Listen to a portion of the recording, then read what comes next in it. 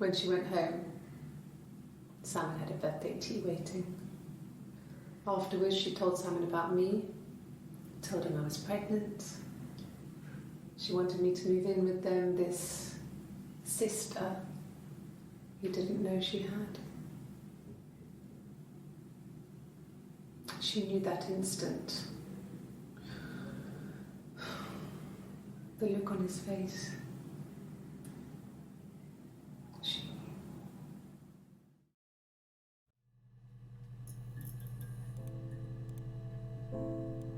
She sent him out the house, kicked him out, called me up, crying, and I went round. I guess I had a feeling I could hear something was wrong in her voice, but I wasn't sure what it was. She called me sister on the phone. She never calls me that.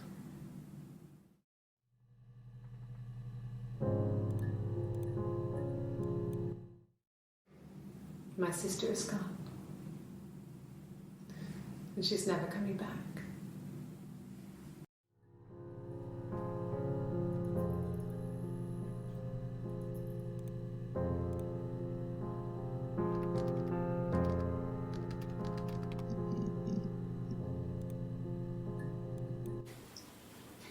Okay, you got me. I'll confess. We were there.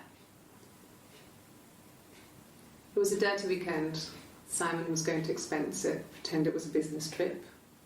I used a made-up name.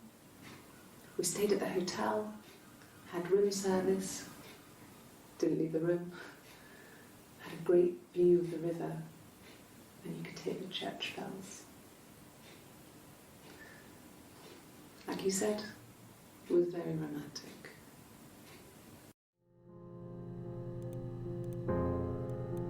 It was supposed to be a secret. Just because Simon is dead, it doesn't mean I have to give up all his secrets. It doesn't have anything to do with what happened to Simon. No one murdered my husband because he cheated his expenses for a romantic weekend in Oxford.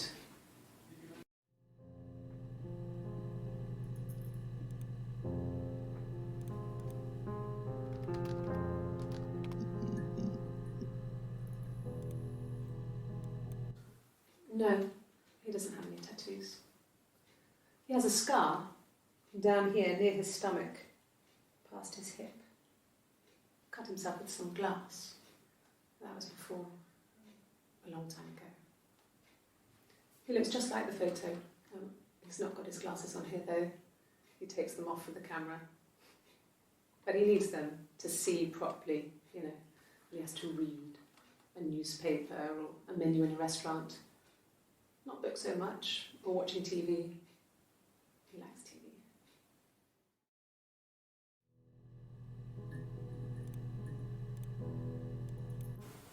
Oh, my tattoo. I got it to express my individuality. It's an apple and a snake.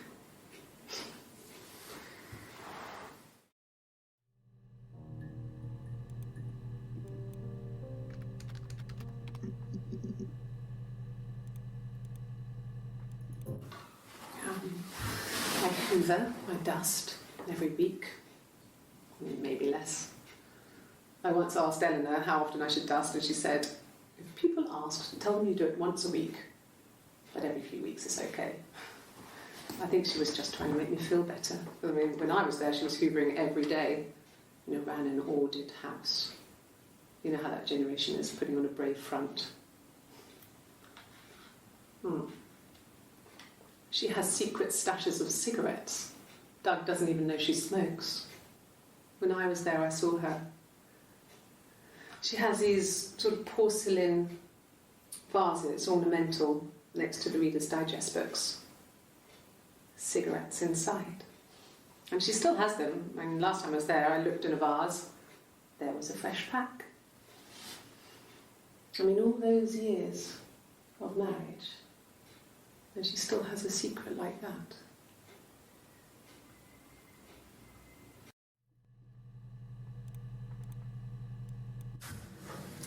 When we weren't together, we'd send secret messages by tapping out a code that we'd learned from a book, the knock code.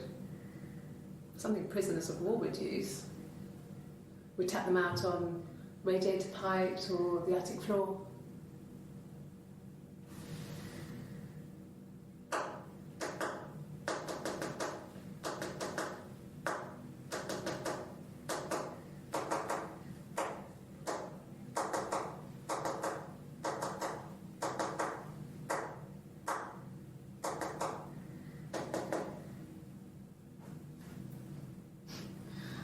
Dad thought we had mice, but they couldn't find any. Bought a cat anyway.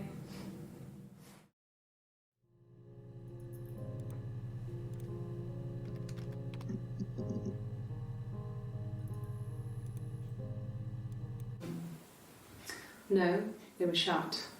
Most of the windows were really hard to open anyway. They're stifling in summer.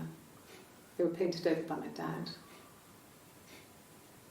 Could have left a door open accidentally. Or there's a cat flap in the back door.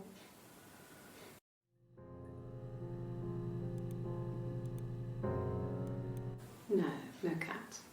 My parents had a cat before they died called Domino. It was this little black thing with white dots. And we never did anything about the cat flap, but if you were thin, you could maybe squeeze through it.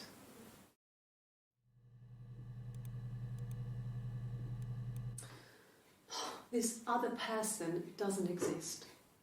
I don't know what the blonde wig is, but it could be anything. Have you looked at the cat flap?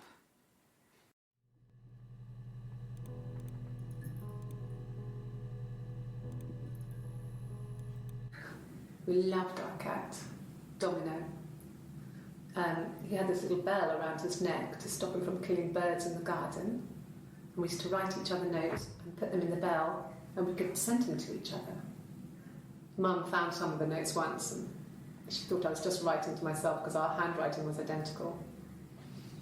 And we had our own words for things, so she didn't quite understand them anyway.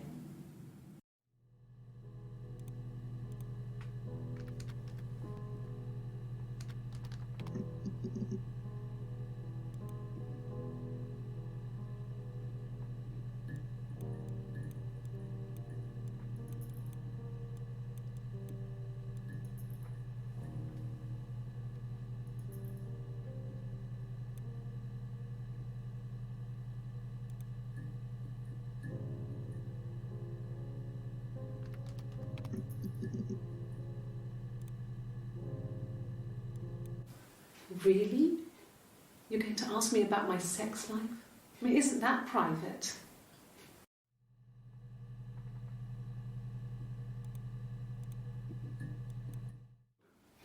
Are you married? How is your sex life?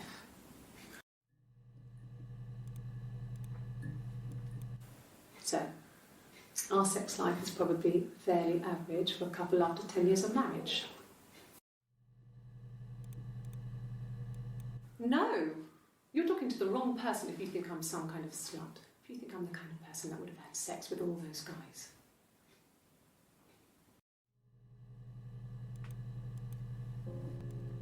No, I was 15, Carl was older, 17 I think.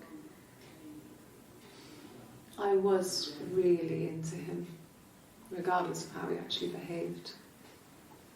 Lots of drunken teenage sex. We did it in a church once. Stupid. So he got tired of us and we split up after about 6 months. It was sad, but those early experiences, they help you realise who's really important to you, you know? Family.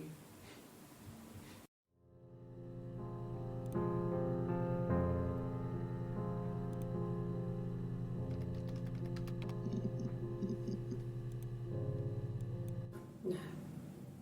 The parents decided there would be a wedding. And after the wedding, Hannah moved in with his parents. There was no way I could follow, so we were separated again. I stayed in the attic. It was hard. It was like I suddenly didn't exist. I would sneak out, but in case anyone recognised me, I started wearing a wig. Hannah and I would meet up in the park. I was trying to get pregnant, but I couldn't.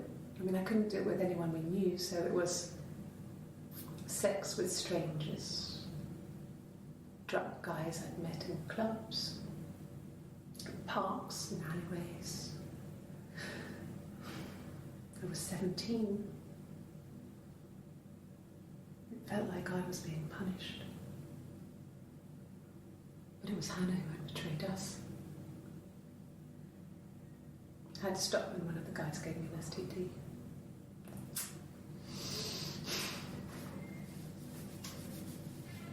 When we met up, it was disturbing. For the first time, my reflection, she didn't look like me. She was fatter, flushed. If anything, I was getting skinnier. I had a hard to look sometimes. We talked about what to do. Was it time to become our own people? That seemed like the right thing to do, but neither of us wanted it. We agreed that her and Simon would get their own place as soon as possible, and then I could move in. And that was the plan.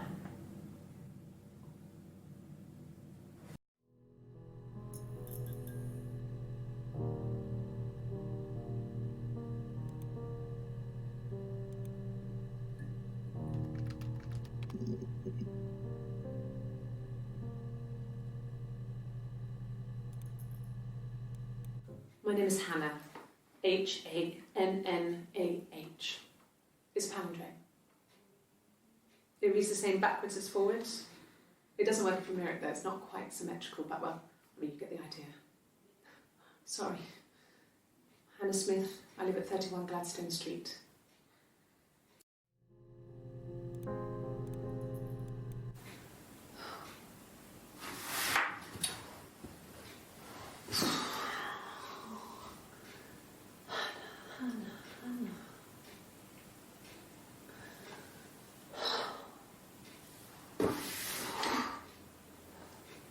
What are you doing talking about Eve?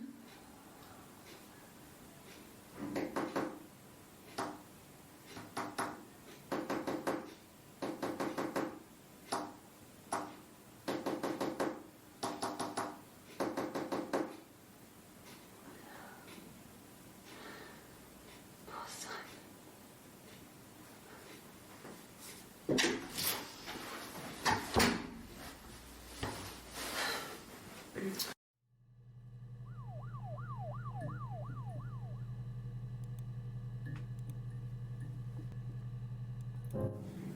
Yes, my name is Hannah Smith.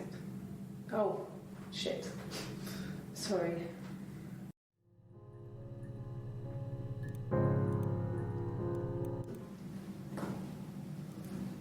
Across the road, where my parents first lived there, was a midwife called Florence. When Hannah was born, I was born at the same time. The midwife was there to help. I'd been throttled by the cord, probably wrapped around my neck by Hannah. The midwife told my mother I was dead. But I wasn't. She wrote all this stuff in a diary. Amazing what people will admit to on paper.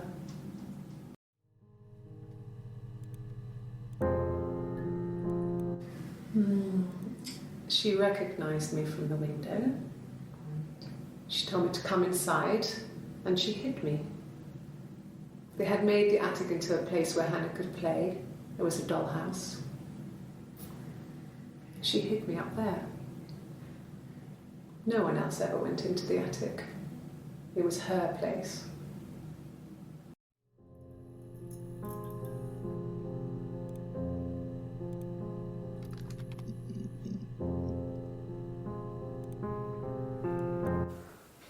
Well, my friend Eve.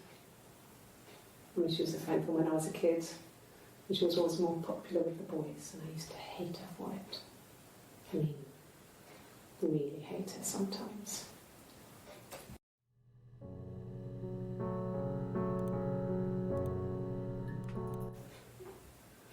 Yes. We'd fight. We fought on the beach once and I held Eve's head underwater. There was no one else around. It was at the far end of the beach and I held her head under and I kept it under. And for a moment, I just wanted to kill her and watch her drown. But that was it. It was just a moment. We made up after. It was a love-hate relationship.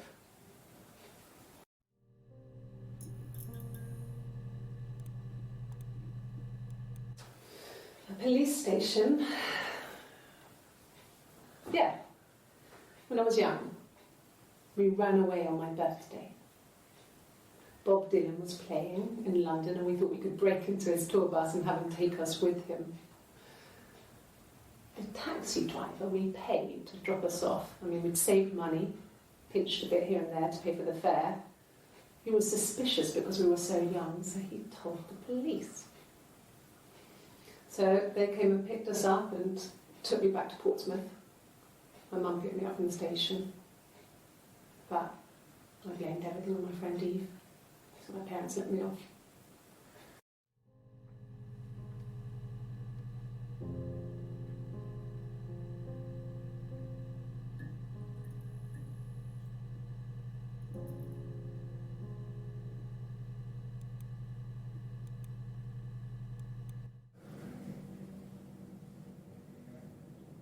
My mother called me Eve.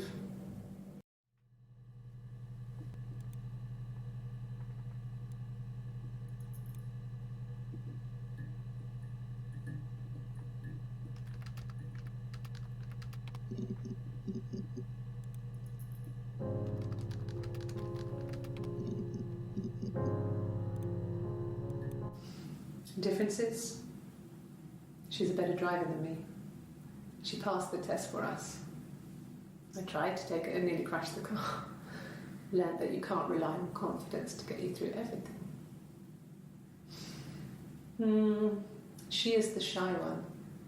She was especially shy around boys. If Hannah liked a boy, I would have to pursue him. It was that way with Carl. Hannah met him first. She had such a crush. I let him take my virginity after a night that his band had played at. It got difficult. When I was with Carl, we would have sex, but Hannah couldn't let him see she was a virgin. She had lots of excuses. After a while, we decided that I should take Hannah's virginity. It's not that different to a bruise, pulling a tooth, a graze. We used a hairbrush. After that, we took it in turns, though I was always the one who seduced the boys. Until Simon.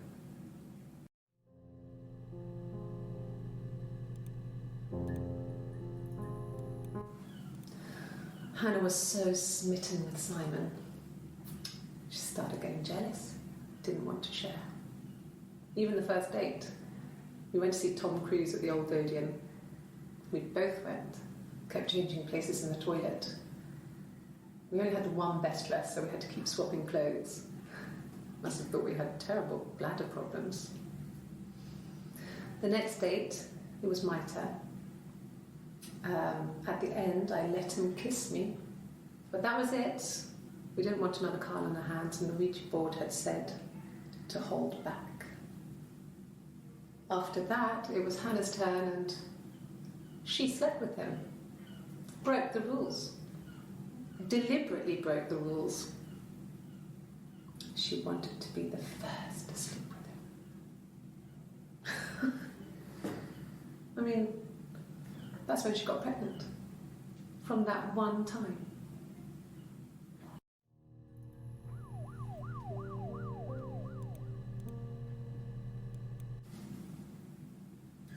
Hannah had a miscarriage.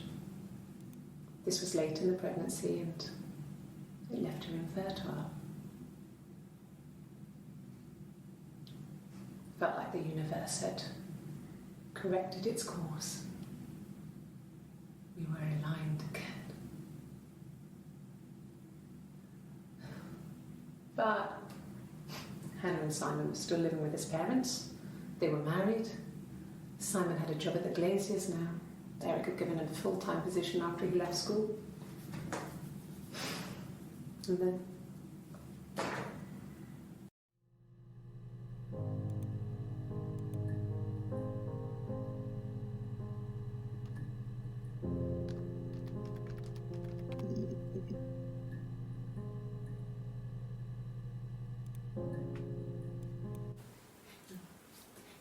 it's Rapunzel. The story starts when she's born. Mother Gothel, a witch, takes Rapunzel from her parents and keeps her locked up in this tower. Rapunzel gets pregnant by the prince, and Mother Gothel is furious, so she cuts off her hair and throws it. Actually, her hair's already short here, so that's already happened.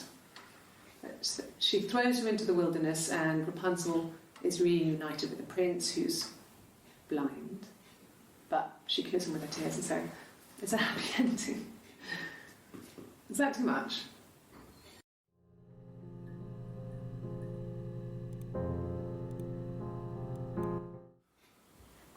Sorry. The picture, the way it's drawn, just reminded me of the books we used to read as children. I read those fairy tales over and over, and they were so real to me. Rapunzel was my favourite. My brain is just full of it. Are any of these in colour?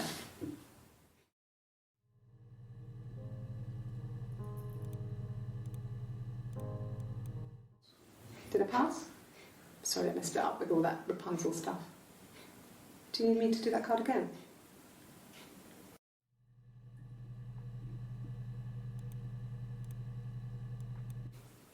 Could the hairs have come from somewhere else? I mean, could they... We have a lot of dolls in the attic. There's a Rapunzel doll with long blonde hair. Could they have come from there?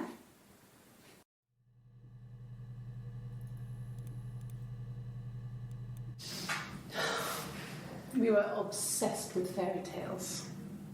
Not just the pretty ones, but the traditional ones. They were dark and real, bizarre and violent. Felt like life. We had this huge old book that I think Mum must have bought from a library sale. The illustrations had thin tracing paper over them to protect them. They were in colour, shiny plates. At the front of the book was an index of illustrations. We read that more than the actual stories. We'd read aloud the captions and flip between the pictures. There was something intimate about peeling back the tracing paper, undressing the pictures. Rapunzel's hair is cut. The eagle plucks out his heart. The princess pricks her finger.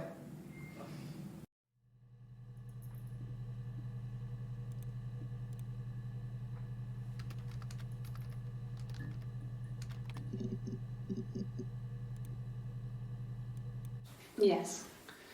I inherited it from my parents, so it made sense to move back, me and Simon. Felt like going back to old ways before the pregnancy. Reminded me of being a girl, a dollhouse in the attic, old things. We didn't sleep in my parents' bedroom for a long time. We decorated it as soon as we moved in, but it was another year before we started sleeping there.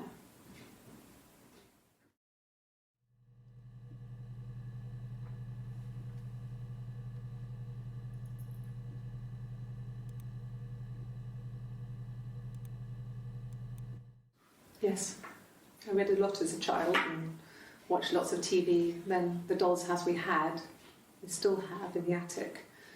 It's kind of a fairy castle. We used to play up there and make up our own stories.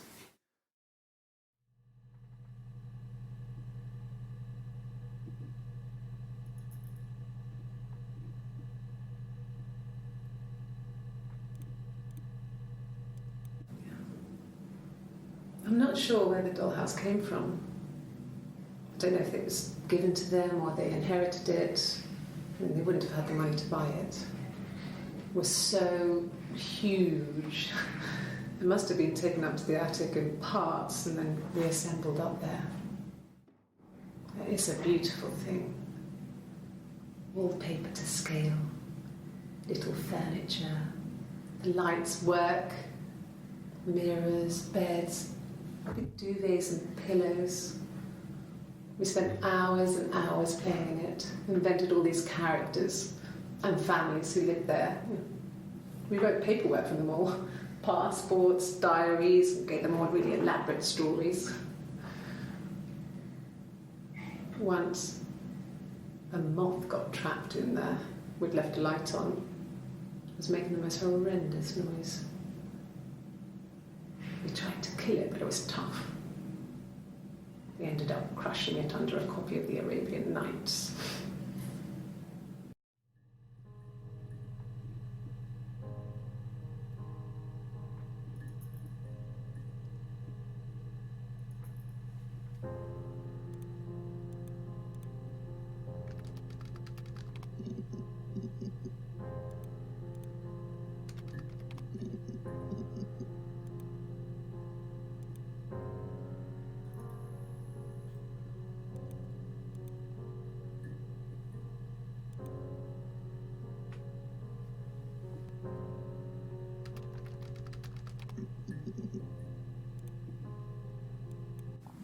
Mum and Dad had never had any reason to notice.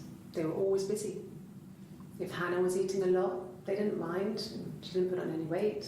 That girl has a healthy appetite. If they heard us talking in the attic, they just thought it was Hannah playing one of her games, and that Eve was our imaginary friend. Once, she was already up and dressed and ready to go to school, and I snuck down for a piss. Mum saw me in my underwear and she went mad. Get dressed this instant! So I ducked into our bedroom and seconds later out came Hannah, dressed and ready. My mum was amazed.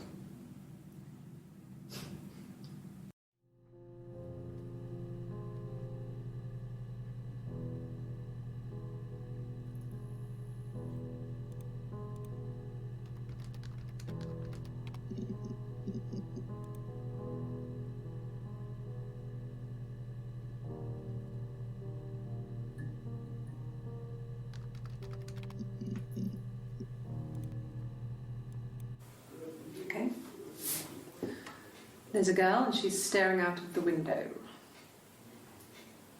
She's sad. She's trapped. She's here. She's looking out the window because her mother won't let her out.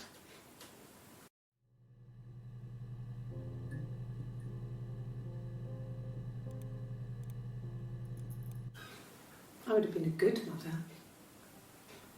I was young, but I would have been a good mother. She was a girl, by the way, the baby. We were going to call her Sarah. Simon wanted to call her Ava after his nana, but I didn't want her to have a symmetrical name.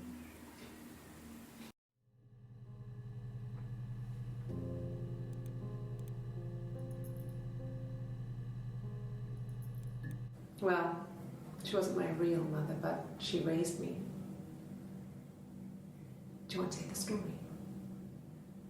It's a real-life fairy tale.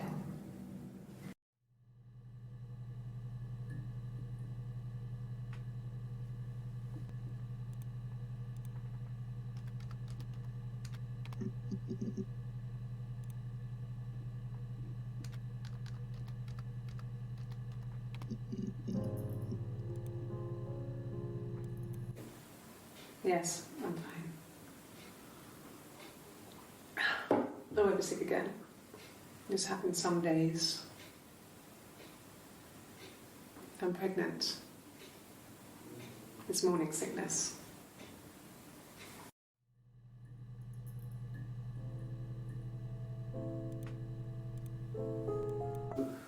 No. Well, yes. You found out on my birthday. I told him I was pregnant.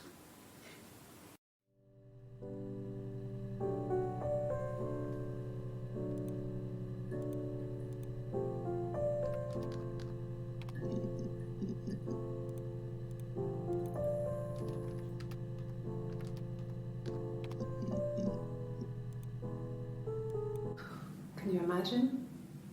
I tried. I tried to get pregnant too, but it didn't happen. I slept with so many boys, men. My body refused.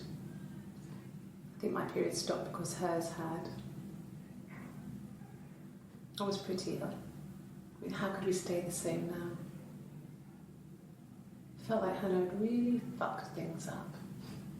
Set us down separate paths. We had become different.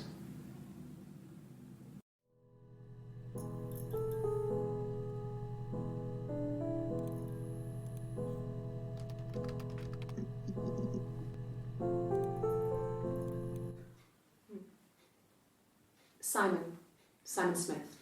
He works at Ernst Brothers Glass. They do windows, all kinds of glass. Simon does the more special work, mirror making, feature windows, artistic things, really beautiful things.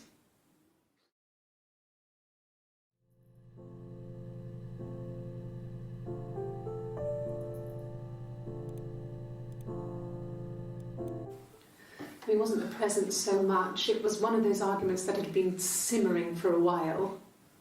The present was a mirror, a nice mirror. He'd engraved the glass, the kind of mirror a princess would have in a story. He made it specially for me.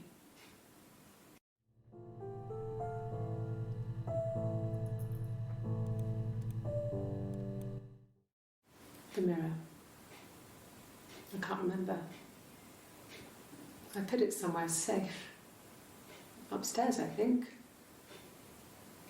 I haven't looked at it since.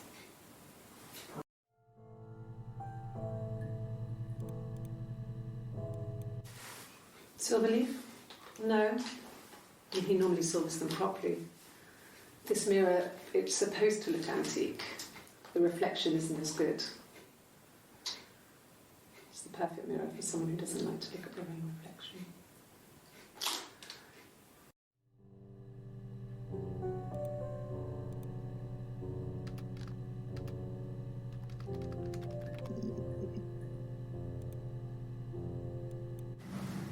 Florence raised me in her home. I never left it. She kept me out of sight. It wasn't odd for people to see a midwife with a baby, carrying in supplies, washing nappies, that sort of thing. I never knew any different. I grew up looking out of my window and seeing her across the road. I thought it was like a reflection in the mirror. She was me.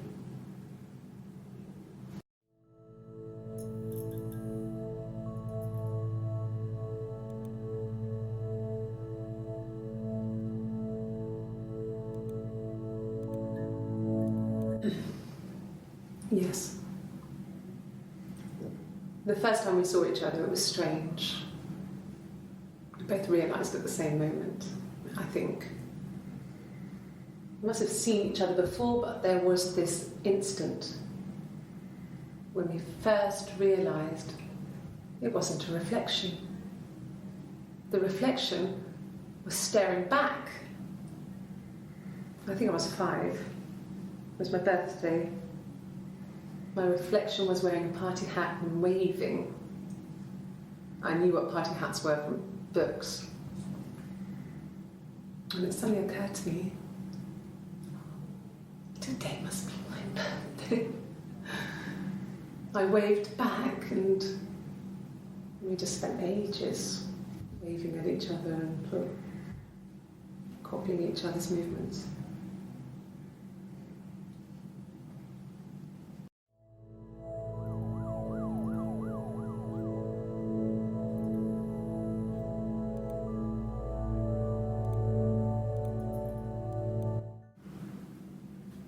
Mother wanted me to grow my hair long, but I kept cutting it myself. I wanted to look like my reflection. She always had short hair when she was little.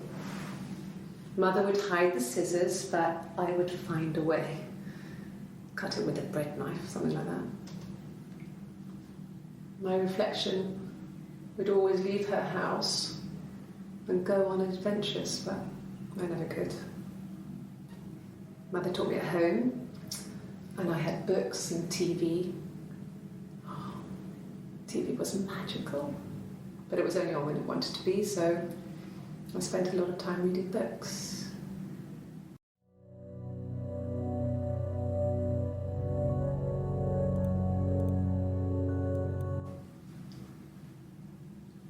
I wanted to see my reflection. I thought that if I touched her, something would happen. We would become one girl. The fairy tale was over, the witch was dead, and I'd be restored to my rightful place.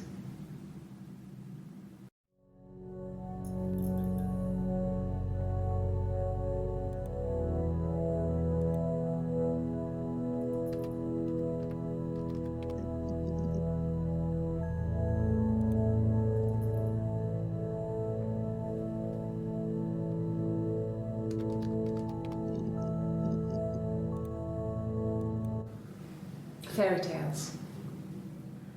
Stories about lost princesses, evil witches, magical mirrors and lost children. So you see, even before I knew the truth, I'd found it in those stories.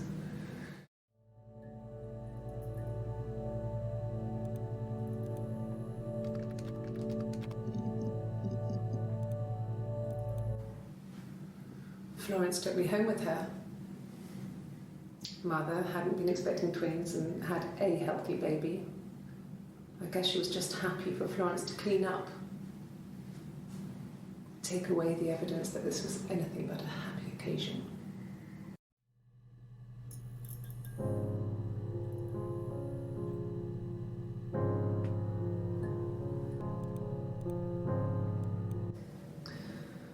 Florence was a warm, kind person, but she was broken, I guess.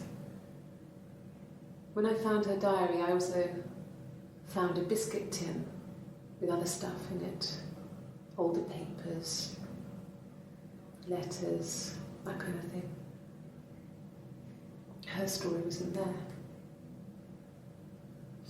I never really spoke to her about it. I was far too young to really understand, I guess. I just put it together later, once I was older. She had loved children, planned to have a large family, but her husband died in the war. And that was back when you married for life. She never felt like she could marry again. Isn't that strange? She was a widow from her 20s. But, I mean, I guess it was different then. You know, you married for life and she felt she could never marry again. I guess it was harder, a war widow. One of the dead. I don't know, maybe there was more to it than that. I don't really know.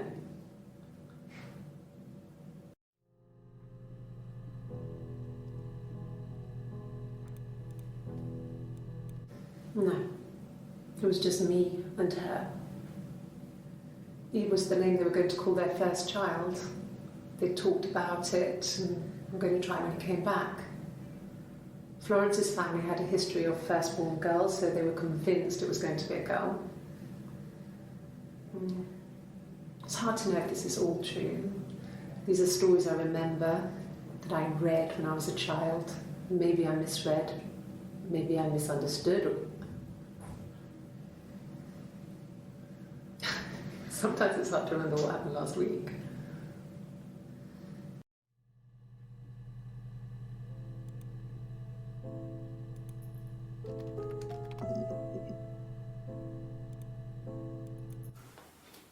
Well, on his clothes, that would make sense. He made it by hand. I mean, he brushes the silver onto the glass. That's not how they make mirrors these days. I mean, he made the mirror and he gave it to me.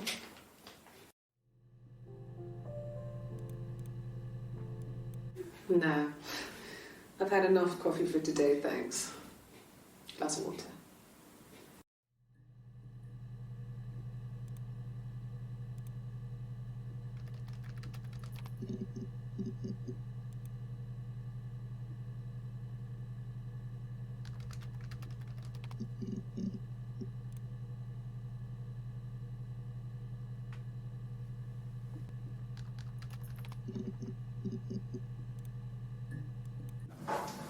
When beautiful people died, we always felt like it was a sign.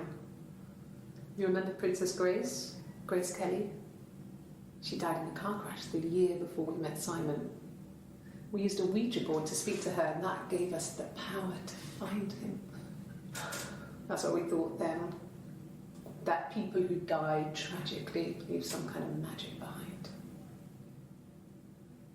We used to share dreams. We used to wake up and write them down in our diaries immediately and compare them.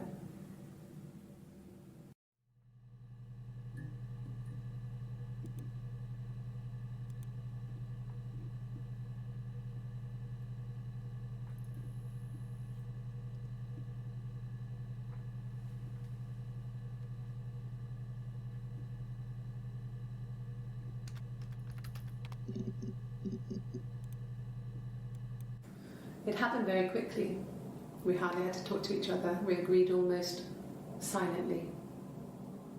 The baby was what mattered. We'd help each other. We cleaned up. We bagged up the broken mirror, her clothes. They're gone. We took him down to the cellar. We knew we had an alibi, and we wanted the body to be found later.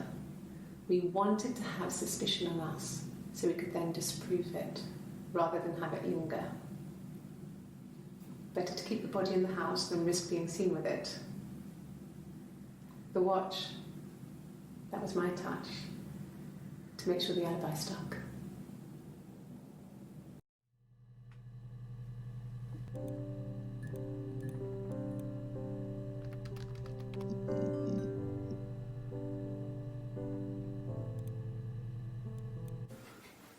I guess you could call it that, but we were both happy to get married. It was a beautiful wedding. We had our first dance to Come Back and Stay. I'm not sure if that's a good wedding song, but I loved it. I chose it. I mean, it was genuinely our first dance. We'd never danced together before. It was probably awful to watch, but I enjoyed it. It felt like it was just me and Simon for that moment. Just the two of us.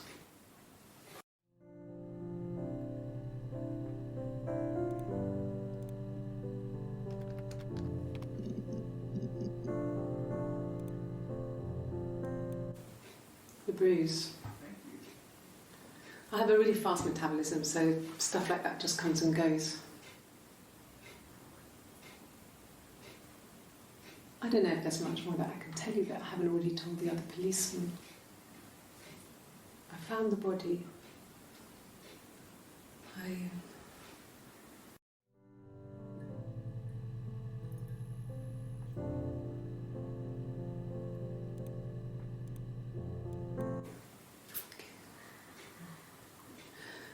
It was after dinner. I'd spoken to Simon's parents on the phone. I looked up for an early night and I suddenly had this thought. I think it was something his mum had said. She'd been speaking about old stuff, sad stuff, about when we lived there, about the baby. There's some boxes in the cellar, nursery stuff we never needed, and I never had the heart to throw out. I suddenly remembered that when I'd looked down there the week before, those boxes, that pile was in the wrong place. I went cold all over. I went down there with a torch and went straight to the back, and that's when I saw the bin bags. Pulled them open, saw the body. I screamed, and that's when I called the police.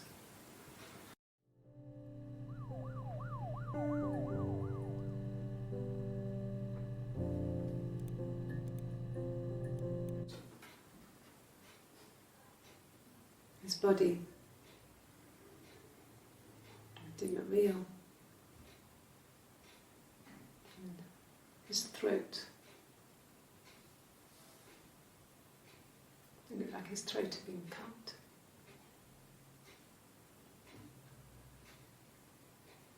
And I didn't see his glasses. He has these thick glasses.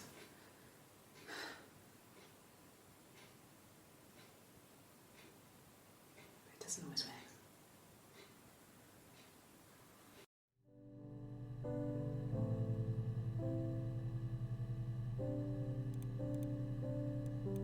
Really? Okay. Here's the rest. Oh, they laid a body on the doctor. Oh, the wind and the rain. Till a fiddler with a fiddle came walking by. Oh, the dreadful wind and rain. And he made a fiddle bow of her long hair. Oh, the wind and the rain. Yes, he made a fiddle bow of her long blonde hair. Oh, the dreadful wind and rain. And he made fiddle pegs of her finger bows. Oh, the wind and the rain. Yes, he made fiddle pegs from her finger bows. Oh, the dreadful wind and rain.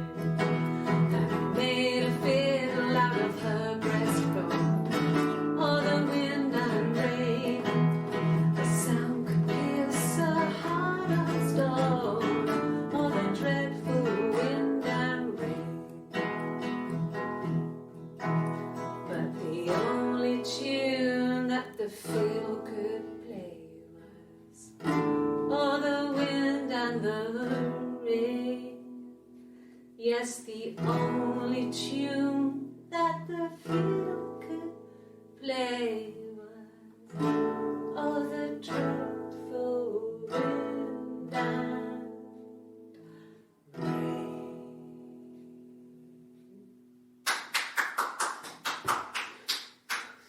Anything you sing may be used as evidence against you.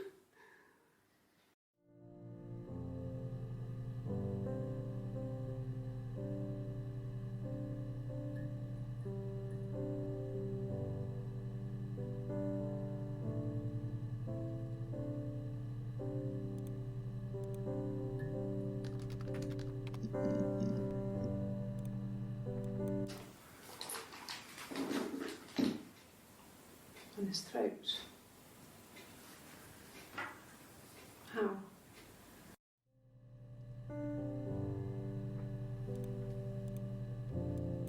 Like I said before, it was 3, something like that. I walked in, saw Simon. He was on the floor of the living room. His throat had been cut. There was a lot of blood.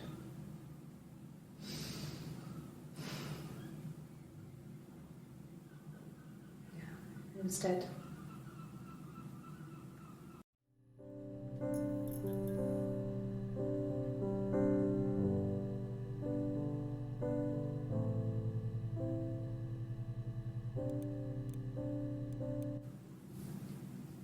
Her story is that she'd waited for him to come back. She put on my wig, some of my clothes, pretended to be me. They talked. She'd enjoyed being me. He said he wanted to be with me. Then he took out a present, another mirror. Just like the one he'd given her earlier. That unique present. She went crazy, smashed the mirror. They argued, screamed. He hit her. So she grabbed a piece of the mirror and just swung it round. She cut his throat clean open. She'd only meant to scare him off.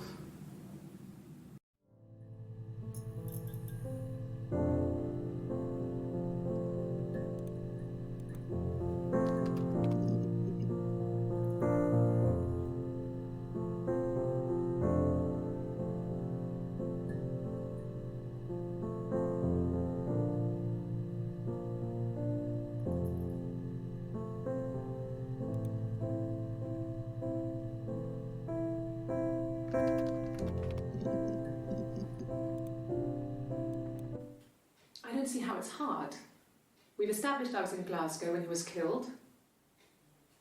We've spoken with the hospital.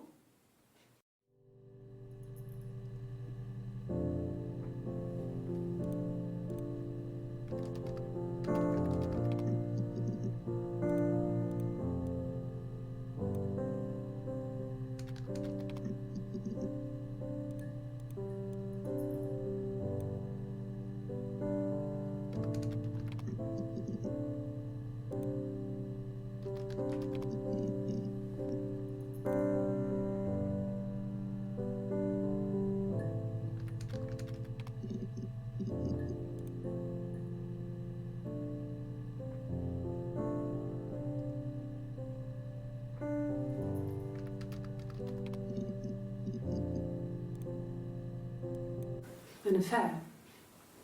Simon wasn't having an affair.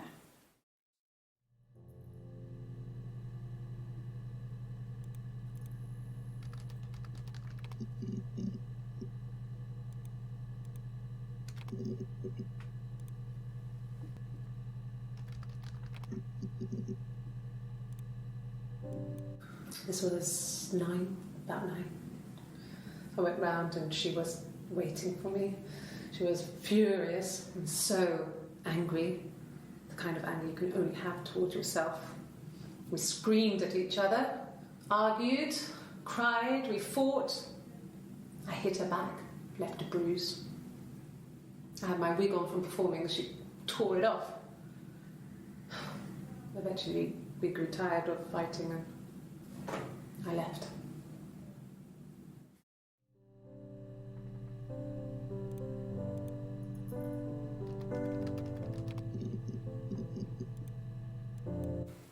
From when I woke up. Okay. I woke up.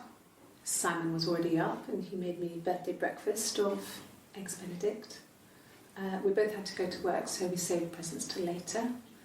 I got to work, had some birthday cake, children sang me happy birthday, then I came home. The birthday meal was a takeaway, and Simon gave me his present, which I didn't mind. And after that, we talked about the baby. It turned into a big argument. Simon left. I was furious.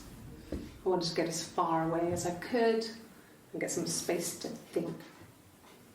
So I left.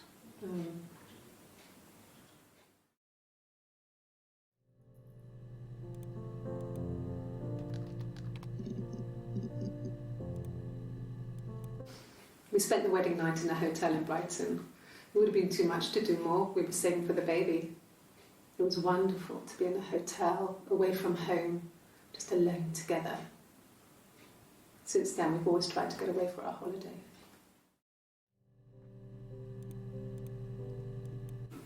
No, I lost the baby. I had a miscarriage at 8 months. We carried on living at Simon's parents until, well, it was only a few months after.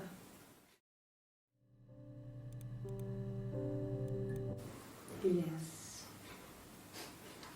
It was a shock to him. I mean, we never thought it was possible. I don't know what he... I hadn't decided whether to keep the baby. I wasn't really ready to talk to him about it.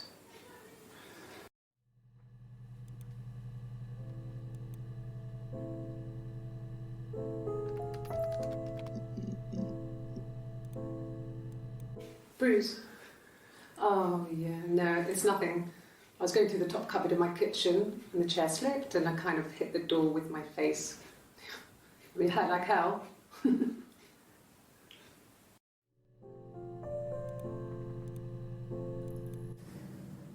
If one of us got hurt, the other one would have to be hurt too. A grazed knee, a bruise. When I lost my tooth first, we had to pull our harness to match. Once, I slept with a boy who was seeing another girl. The girlfriend came up to Hannah the next day and punched her in the face, gave her a huge black eye. That night, she had to do the same to me. But she almost went too far. I couldn't see out of that eye for days. She snuck frozen peas up for me from the kitchen. So much of our bodies was synchronised anyway. We started our period on the same day. All our childhood diseases, stomach bugs, nits.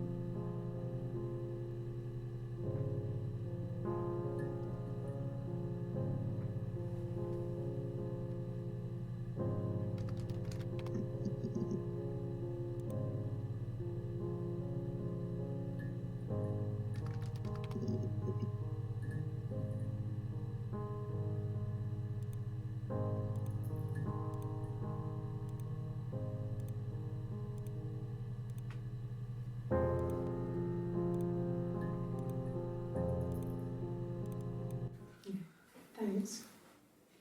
Please find Simon. I love him so much.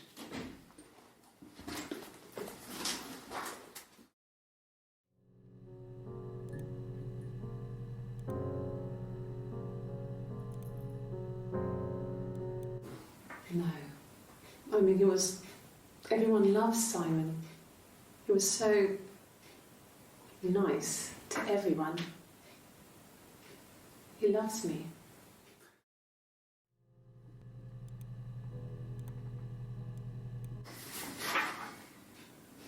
Cute. You must love them very much. What ages are they?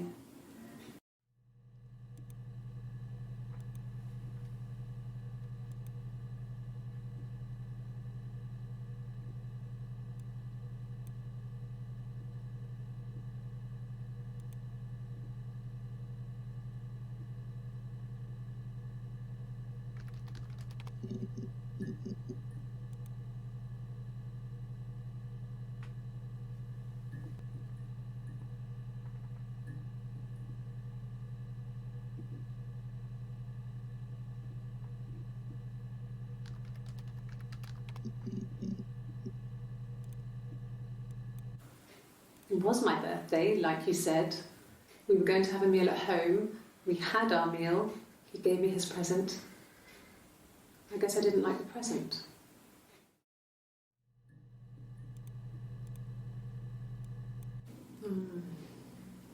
About 8 years back, it was a present to myself. I shouldn't even be drinking coffee with the baby. It's been hard trying to give it up. I think they say you can have 1 cup.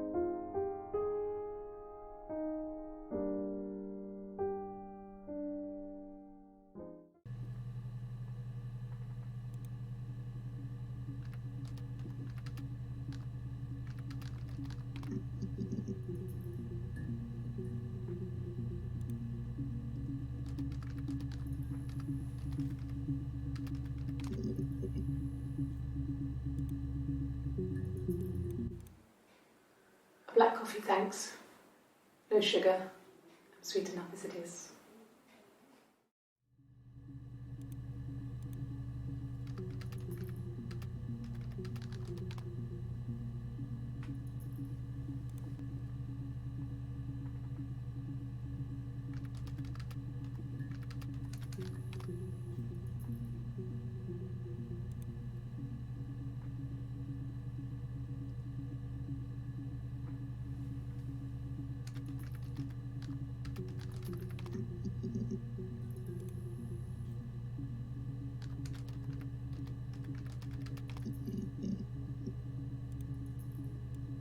A mobile phone?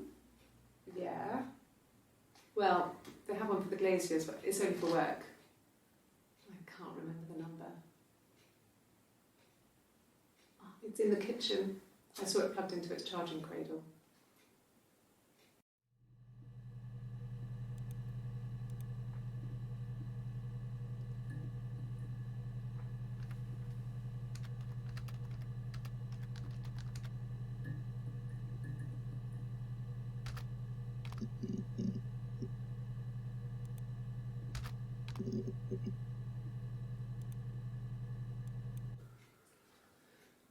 Simon is 6 foot, darkish blonde hair, average build.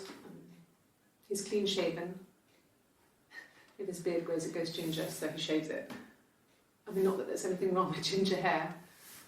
I bought a photo. They said a spring photo. This was taken last year on holiday in Rome. It's the best one I have.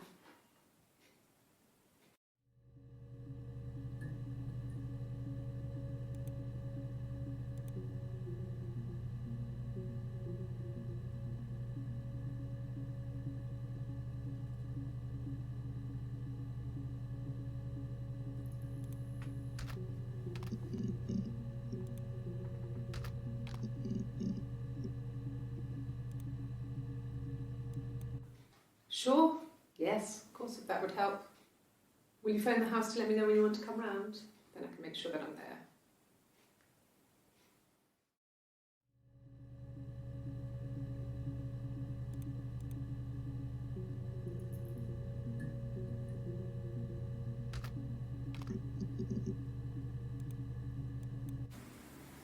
No. 1984 was an awful year in the end. We were living at Doug and Eleanor's. I lost the baby at the end of spring and my parents died in the summer. It was a hot summer, a heat wave. So when they discovered the bodies, it was just awful. Because of the circumstances, them dying together like that, they brought in a lot of police. A forensic entomologist. I had to look that up. It was because of the heat. It's just awful.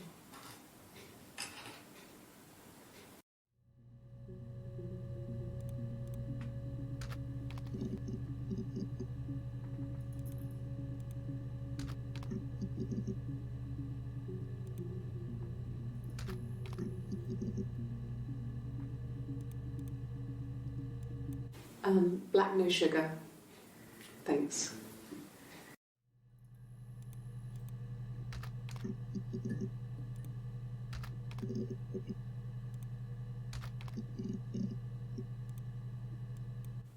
Rehearsed? You ask me the same question, you'll get the same answer. Is that your evidence? Of course I thought about what happened then. It's all I've thought about. My husband is dead.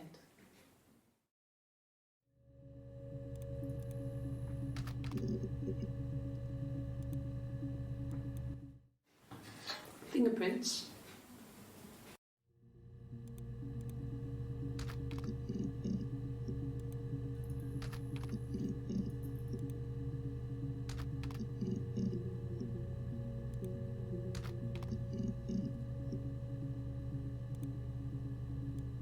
No, he doesn't keep a diary.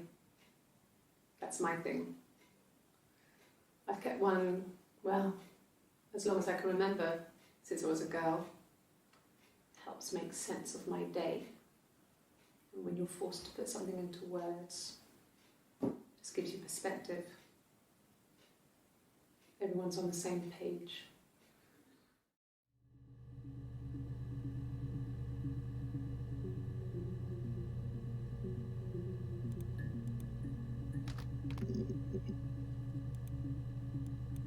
Yes, like a story.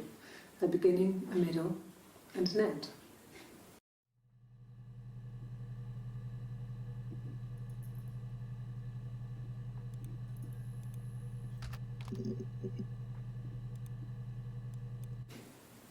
Twins? Really?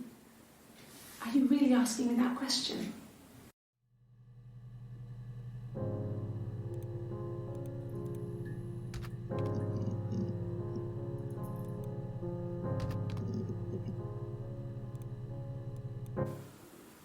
I did.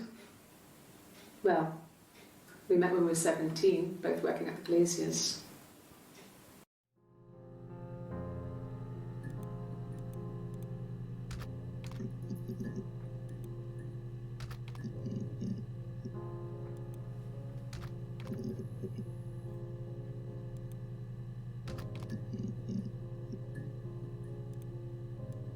No. I mean, yes, we have arguments, but he never runs off.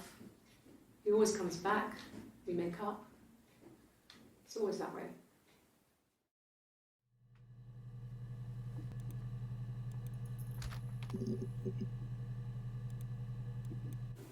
Yeah, we were 17.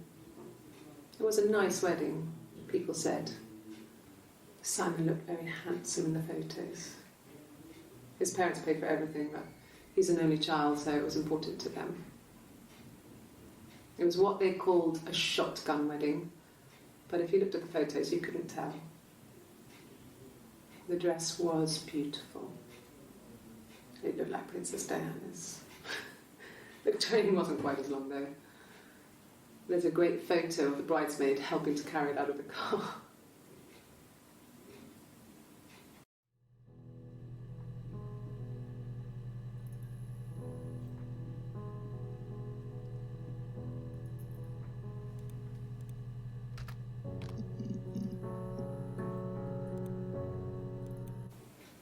Fine. I've never had my fingerprints taken before. I once put my hand on the oven.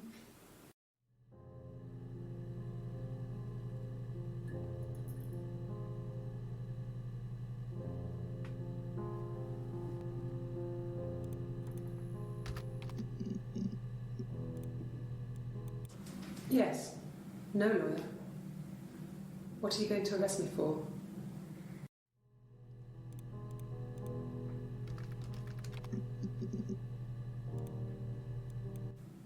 Yes, I understand my rights. No, I don't need a lawyer.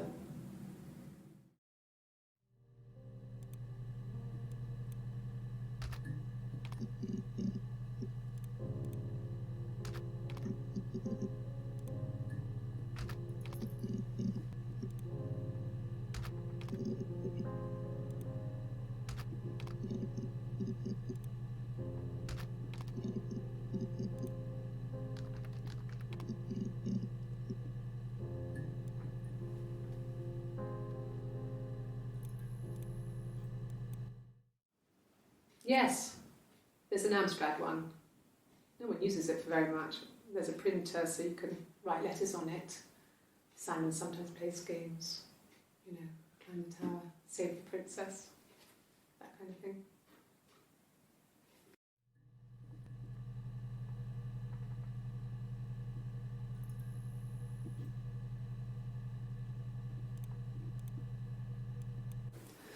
No, he was as shy as me. I asked a friend to ask him out for me. We had our first date at the Odeon in North End. We went to see Risky Business. I had on my one best dress.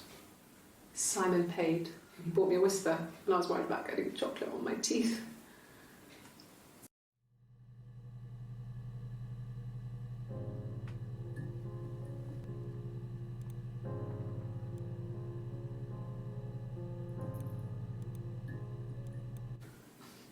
I got a job to contribute, you know.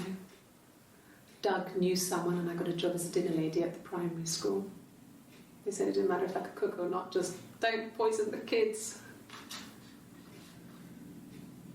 So you see, it's always been complicated between me and Simon.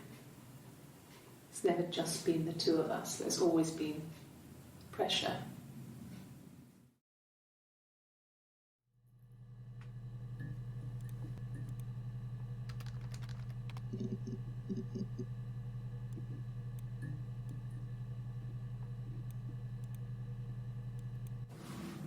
Yes, it was a cremation for the best. We both wore black and had veils, so it was easy.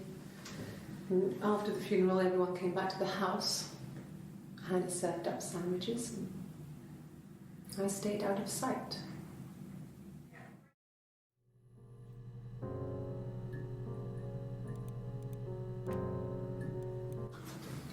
The legal stuff was completed very quickly.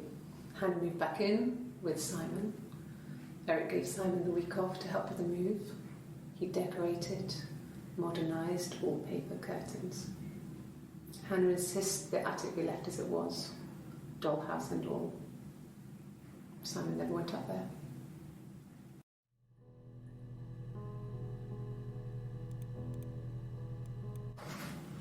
It lasted about 6 months. I tried to carry on, but everything was different. Hannah insisted I not pretend to be her around Simon, let alone sleep with him. We didn't share him like the others. The rules had changed. Me living in the attic had become weird in a way it hadn't been before.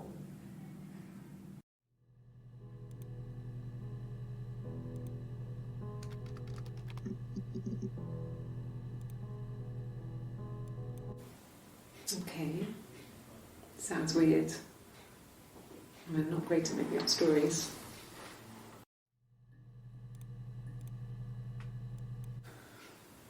Well, fine, considering. I got back into the house today, and that was weird, knowing your people had been there through my things. It's like I'd been burgled. I mean, worse, obviously. I don't know. I haven't lived in the cellar yet. They sent a cleaner in. As good as new, he said. But they had to throw some stuff out. Couldn't get the blood out. And I'm still waiting to hear from the coroner so we can get a date set for the funeral. It's going to be a cremation. So...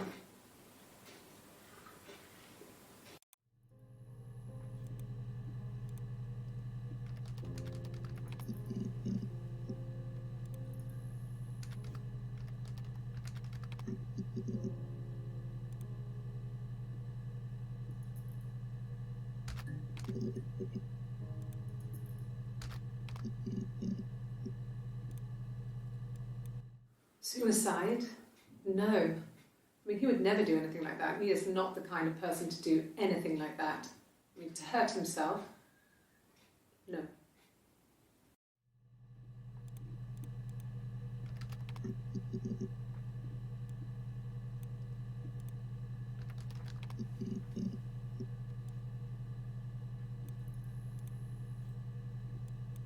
And the Glaziers. I worked there some weekends and Simon had a part-time job there too. That was Eric's generosity. He was always good at helping out other people's children. Simon was quiet, more thoughtful than the other boys. Even then, he had a sense of craftsmanship. Wasn't always rushing stuff. Boys that age are just running around like headless chickens most of the time. You know? Plus he had that look. He looked like a fairy tale prince from one of my books.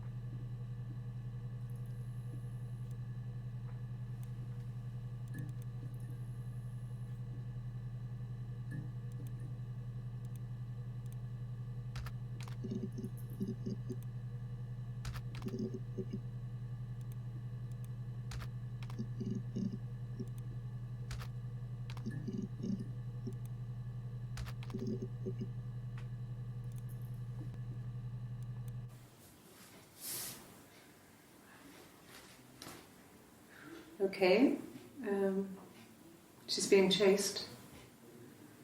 They're trying to catch her because she did something bad. I guess she broke the rules. Or maybe they think she did something bad. Maybe it wasn't her fault. She looks scared, not guilty. Maybe it was mistaken identity. Did they catch her there? I don't know.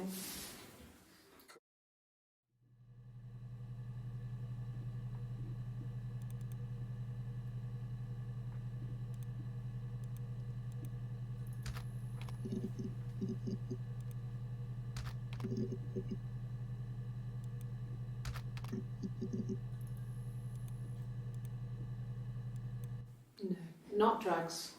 I mean, he drinks, but never very much. He goes to the pub and has one or two. Sometimes we go together. He drinks wine with food, but no, he doesn't have any kind of drinking problem.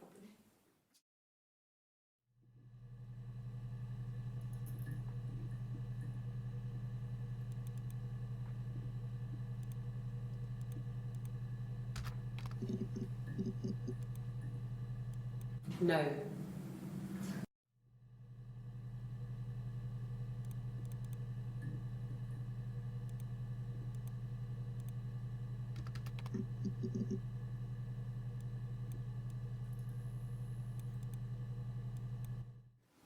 No, it's okay. The other detective has just gone to get me one.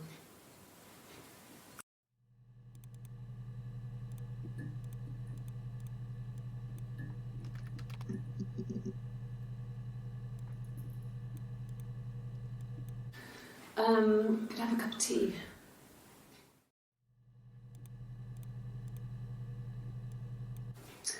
A cup of tea would be good, thanks. Just one sugar.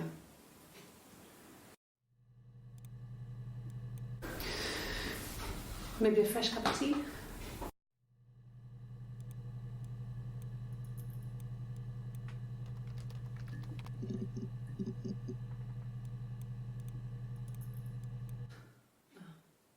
Coffee, I guess. Milk and sugar.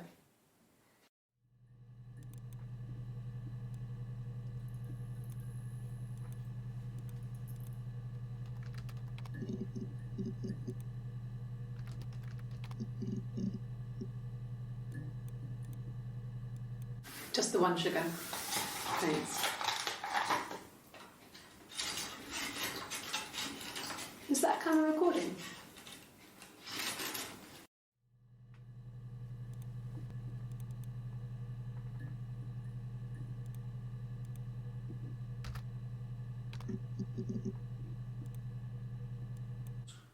He has a wallet, a huge, silly thing, leather, real leather, I think. He packs it full of stuff, business cards, receipts, lottery tickets. He always carries it in his back pocket. I think that's why he's got a bad back.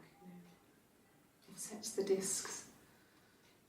I haven't seen it, so he must have it on him. He always takes it out of his back pocket before, when he comes in, if he's in the house.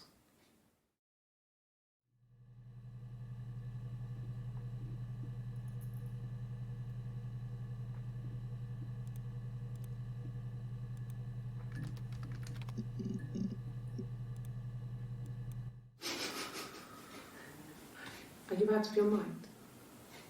Twins?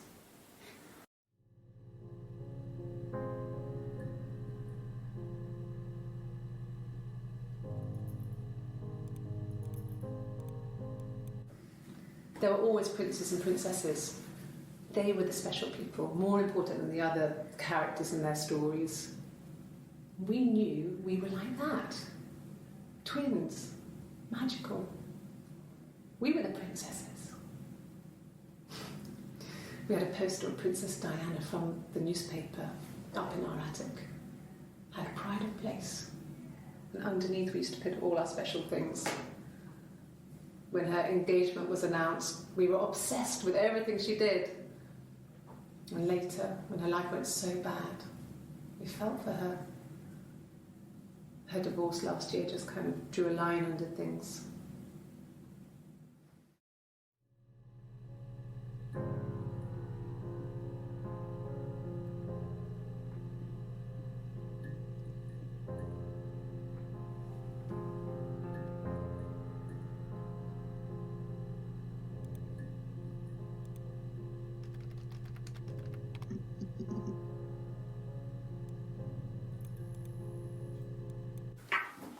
Let me see.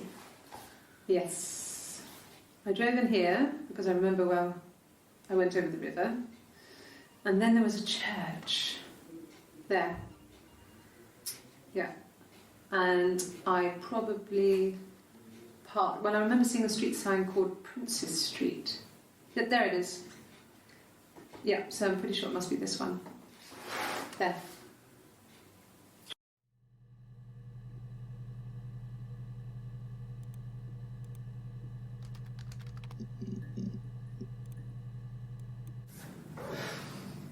I think it was that time, the first time at the house, in his bed, that I got pregnant. Amazing, right? This fucking magic sperm. And they say lightning doesn't strike twice. I didn't tell him. I missed 3 periods. I had pretty irregular periods anyway, but 3. I had always thought we were infertile. Both of us. I didn't tell him. Just waited. Hannah and I were meeting for our birthday, and I told her because I thought she would be happy for us both. I think she was.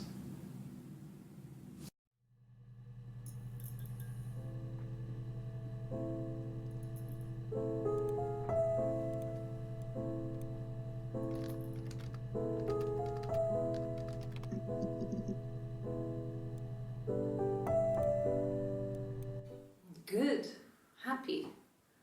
I mean, ups and downs like any couple, I guess, but we've been married for over 10 years.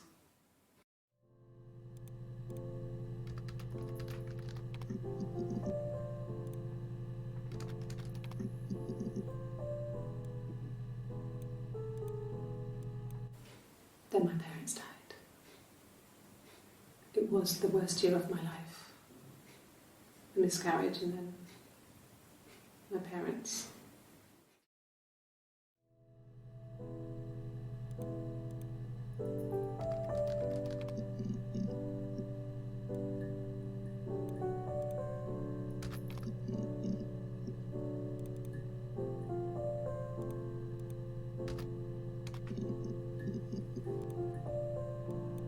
Sure, I think. I do all the bills and paperwork and handle all the money stuff, so it should be easy for me to find. Do you want them dropped off to you?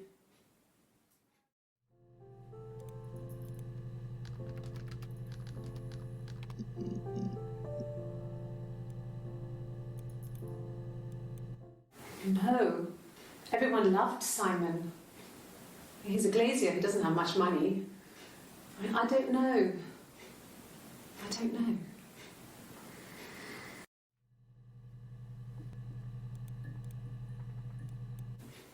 If you put me on You've Been Framed, I want the money.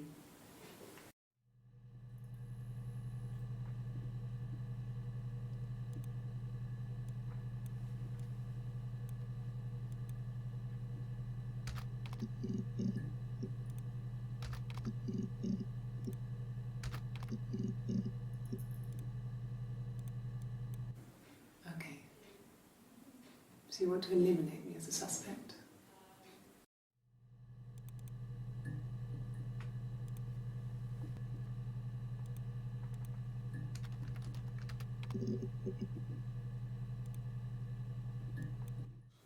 When you suspect someone of murdering their husband.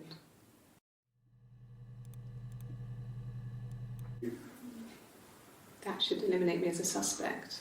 If I was in Glasgow, can't be in two places at once.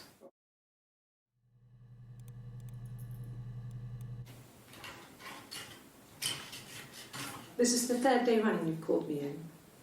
I speak to Doug and Eleanor every day. And they say you've been asking a lot of questions. About me. Should I be worried? Am I a suspect?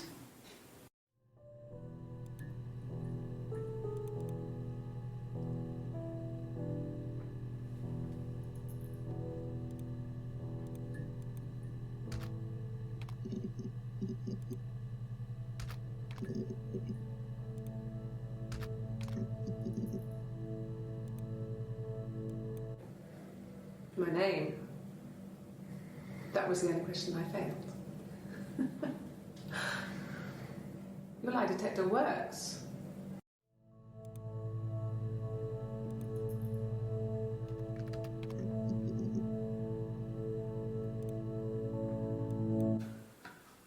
Well, a week or so ago. It would have been the Saturday before my birthday. You know, I get like that on the weekends, have a lie-in, then want to get up and blitz the house.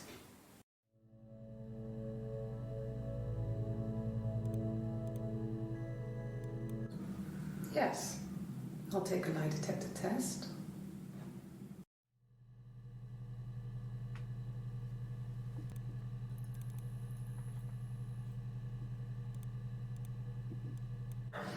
I've never taken a lie detector test before. Does it really work?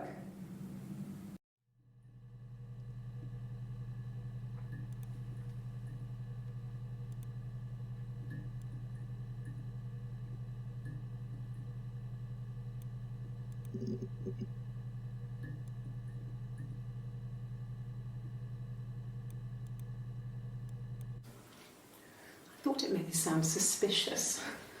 It's not a normal thing to do, to drive to the other end of the country. I wanted to keep it simple. I know it was stupid not to tell you everything. Saying I spent the night in Glasgow when my husband went missing, I thought it would, distract you from what was important. It's different now. Now he's...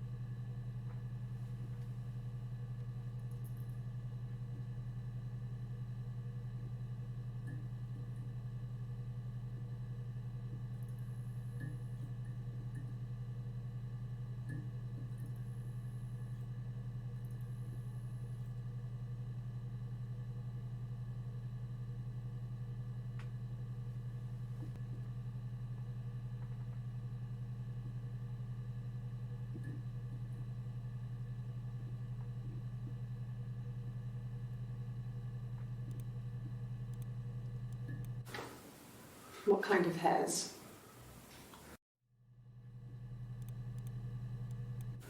A wig? You mean... What type of wig?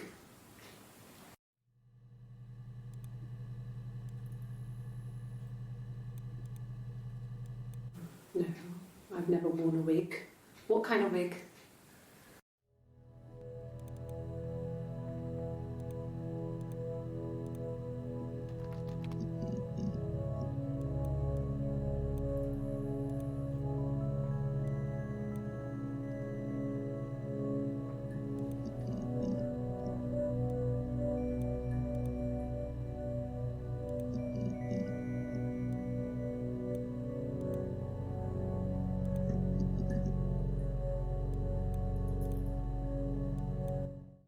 After the kiss, the next time, he took me back to the house, to our parents' house, to their house. So, it was definitely him. I sometimes think he wanted to get caught to prove to himself that we were different people. He told me about his marriage, told me how his wife was completely different to me. I almost burst out laughing.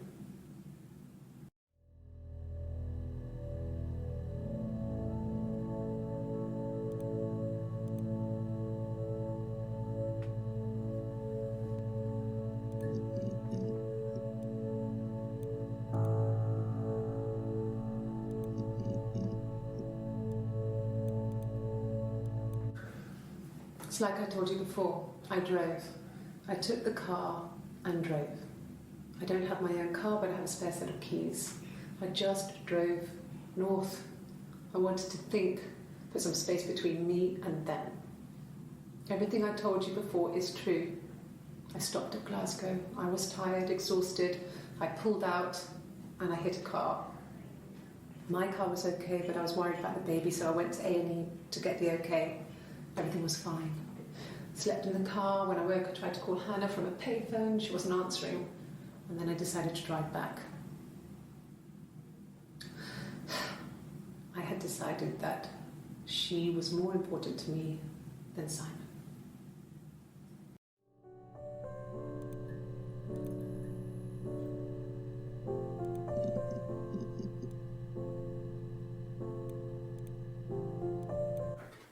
I didn't.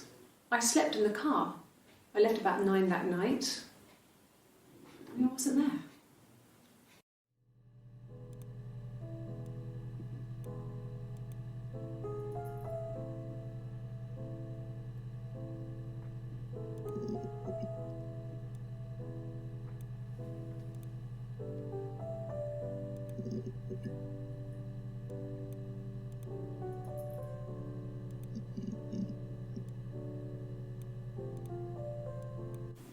I wouldn't say that.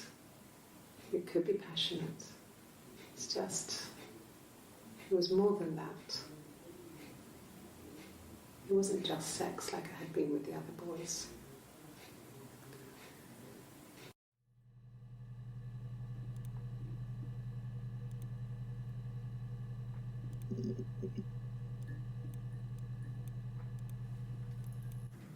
Yes. I thought about telling Hannah. I felt guilty after the kiss. But then it began to feel like this was the way it should be. Sharing, like we had before. He never mentioned her to me.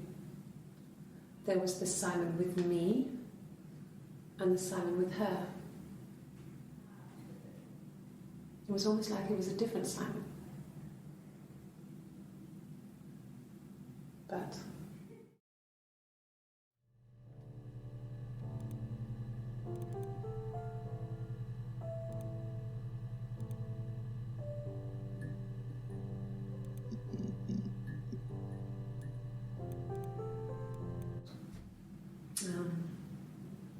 when I was 8, Mother died. She slipped down the stairs. It was an accident. I had read a diary at that point and I knew she wasn't my real mother.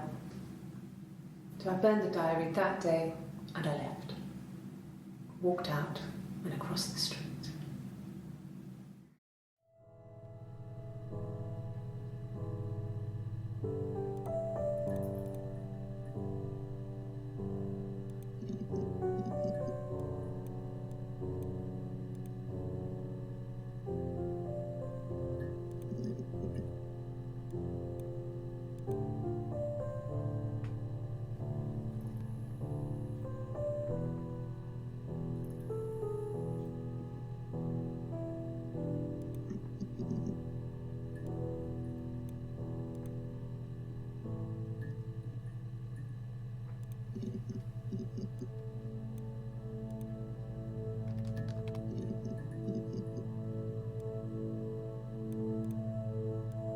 Yes. He left after the argument. It was about 8 o'clock.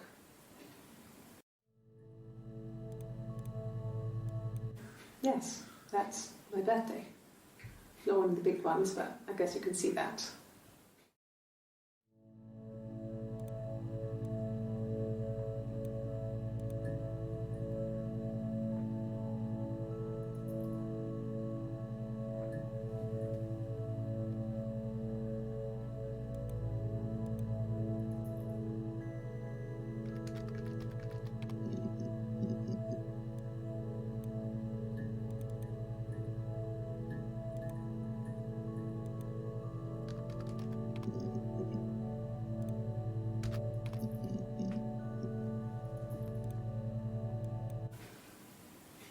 Yeah. I mean, I was infertile. Thought I was. They told me I was infertile after the miscarriage because of complications.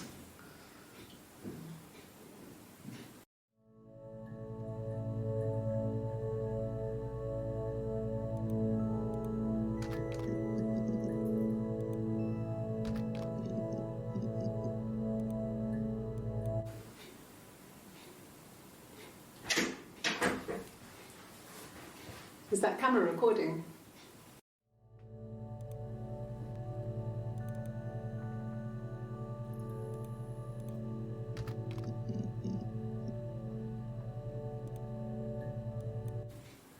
I haven't been into work. I guess I've just been waiting, waiting to hear from you, hear from my husband.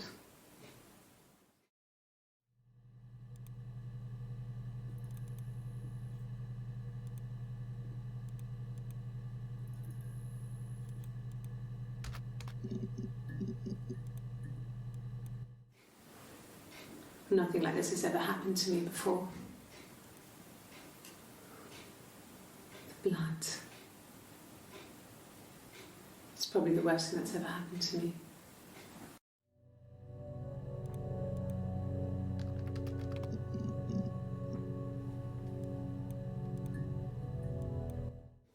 Okay?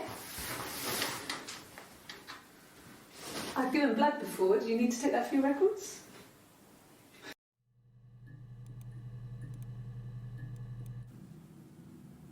She was sat behind him. She had my wig on. And she'd been there all day.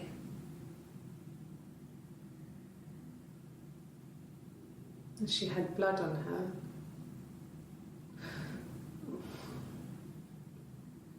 And she was in shock.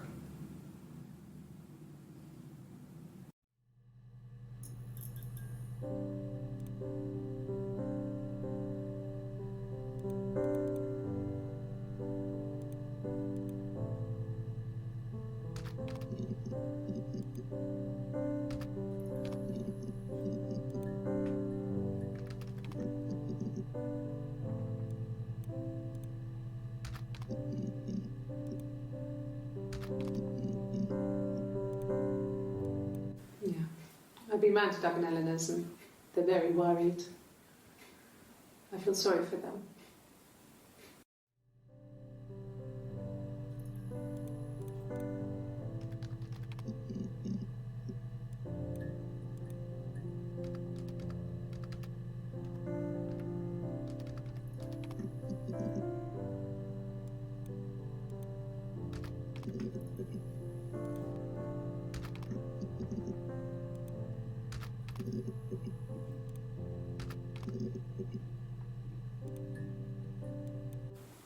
They said it was food poisoning.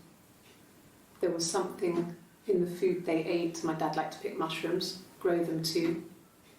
They said it was the mushrooms. It was hard to believe. Death caps. They have a skirt around the cap. My dad taught me that. But, the police had no reason to think it was suspicious. They lived alone. And no one had any reason to hurt them.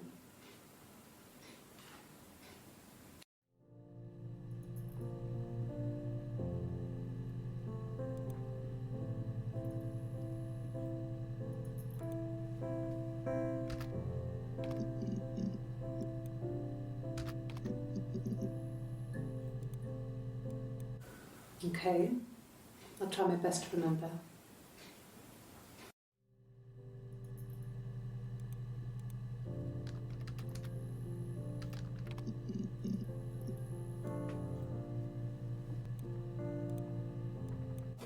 Well, I don't know. I probably had to pop out and get something, that's why I was speeding. And that wouldn't have been noted on my timesheet. But I really can't remember back to February.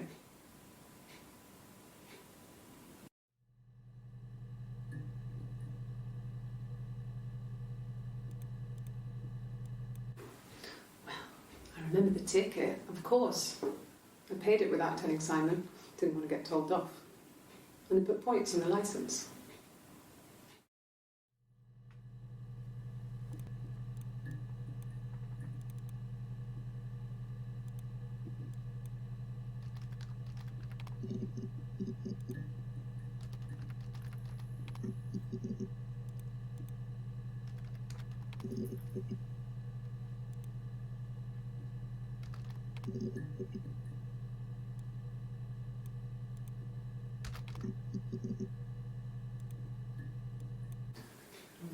Yeah, I guess.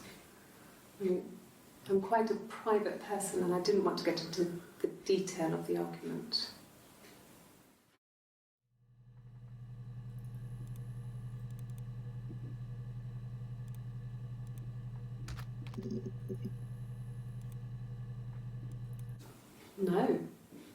No, Simon didn't play guitar. He wasn't very musical. He liked to listen, but he was tone deaf.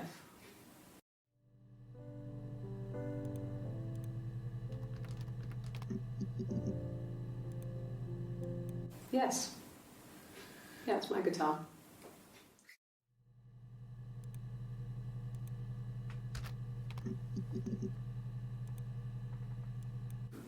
Yeah, when I was at school. I worked part-time in the front shop. It was sort of an extended family thing. My dad used to work there, my mum worked there before I was born.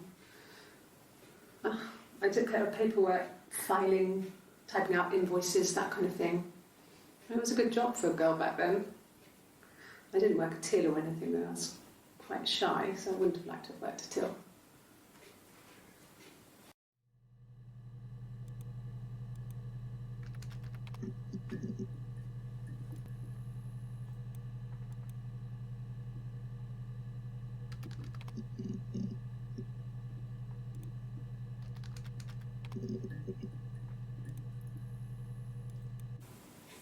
And the hotel said he was there?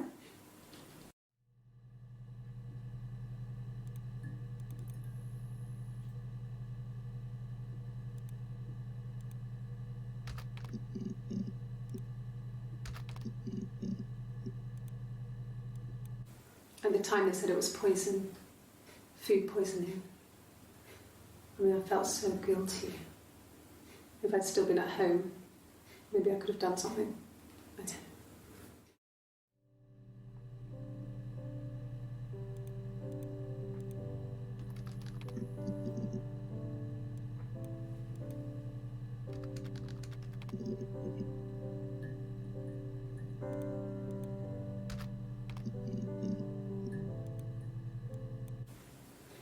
I don't know.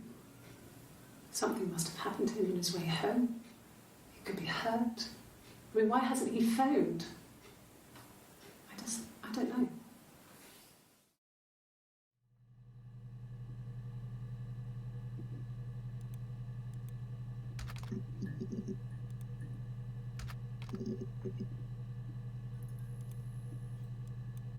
Oh, tastes fine to me.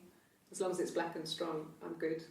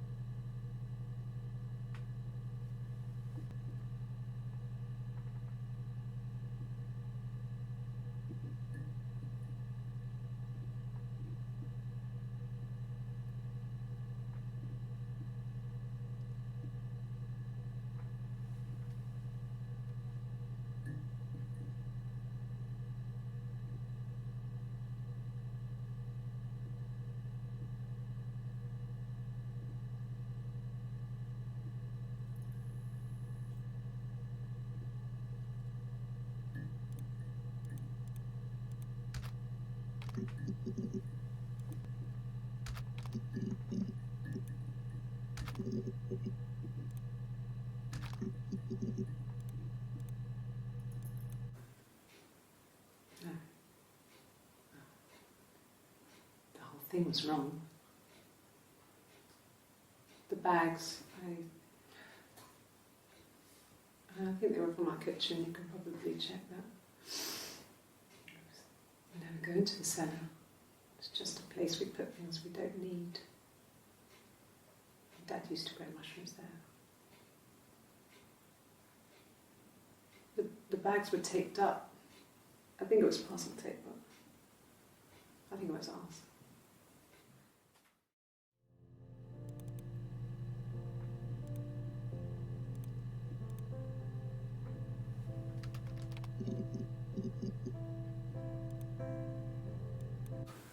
When will the police let me back in the house? And they let me take a bag of clothes with me, but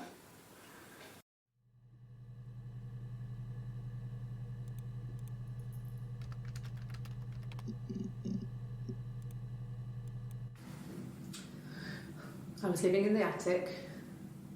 It was a very hard time. I was depressed, was still pretty sick of the STD. And I came down one morning and they were dead. They were in bed and both had been sick. They'd thrown up a lot. And I'd slept through it.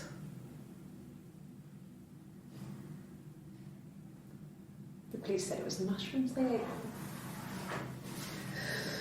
Dad was a mushroom expert. I mean, he used to take us picking with him and he taught us how to recognise them. And there's no way you would have picked death caps.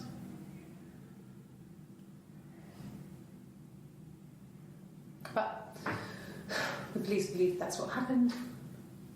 They never even looked in the attic.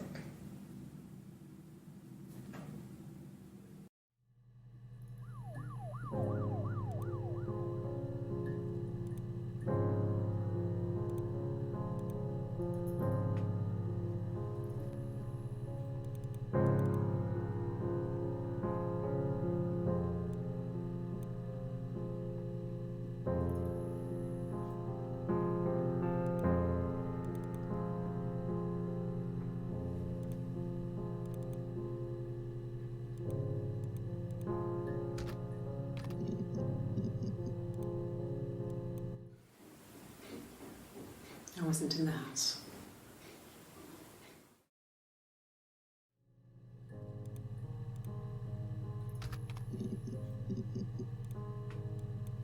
It was late, early Saturday morning.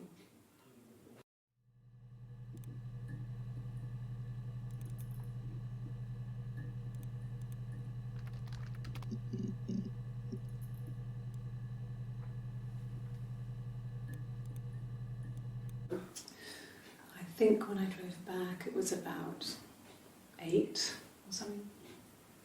And I got back to the house about 3.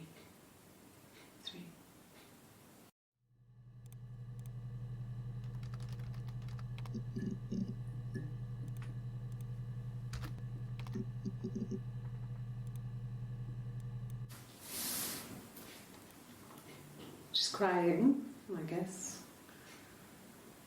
She's sad because she thought she saw her husband with another woman. But it's okay, because she finds out it wasn't her husband, it was his brother. And so it's fine.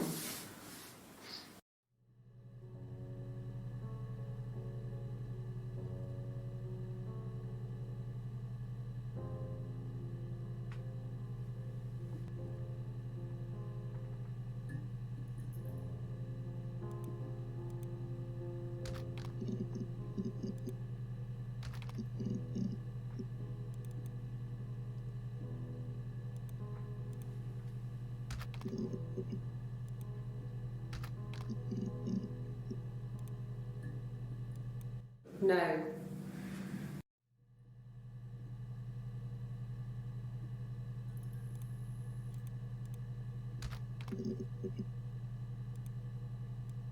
Ask the hospital.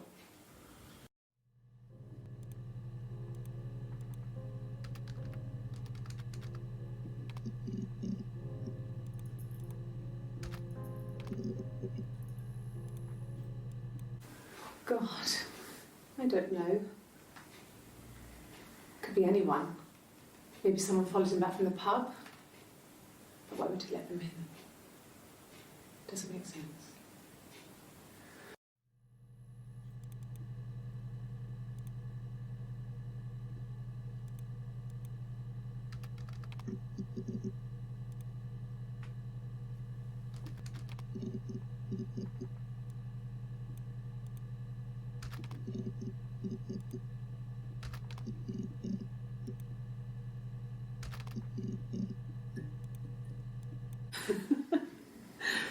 Was he my first? No need to be so coy. No, he wasn't my first. That would have been Carl. He was a local boy in a band. He was a bit of a shit. But he was sexy. We were 15.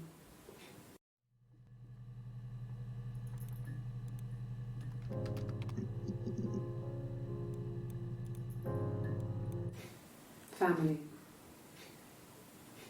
So, Carl fucked off, and then there were other boys here and there, and then Simon.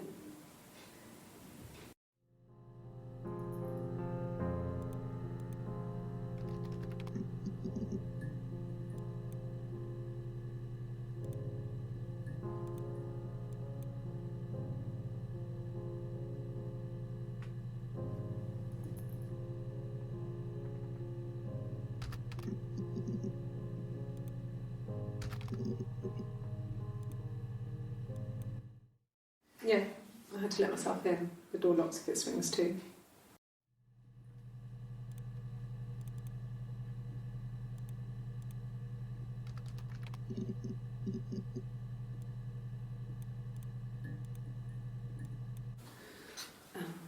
I sleep on the right side of the bed as you come in from the door. You can tell because I have 2 pillows and he just has 1.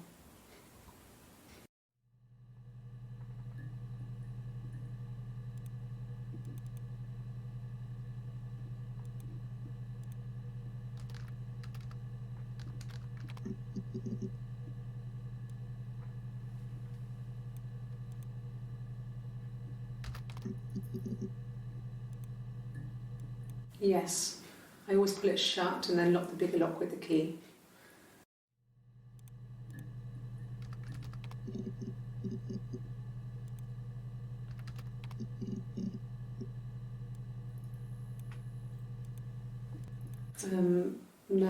No, I don't think it was. I turned the key, but it was already unlocked.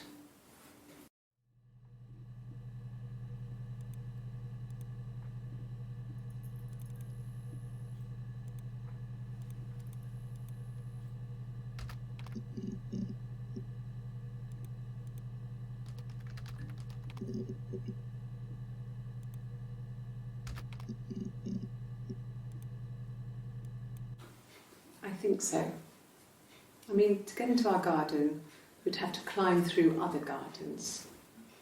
all the gardens back onto each other, so you'd have to climb over 1, 2, 3 gardens to get to ours. I mean, did anyone see anything? Did anyone see anyone come and go? An intruder?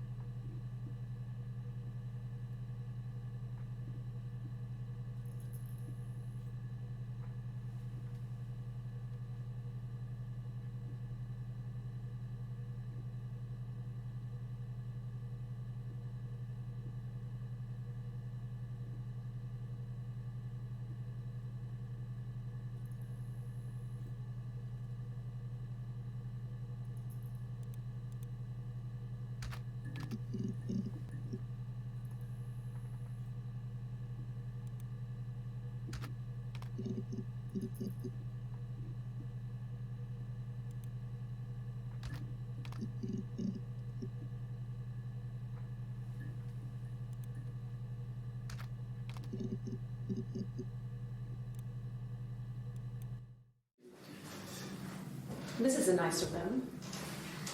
Is this where you take people when it's time to arrest them?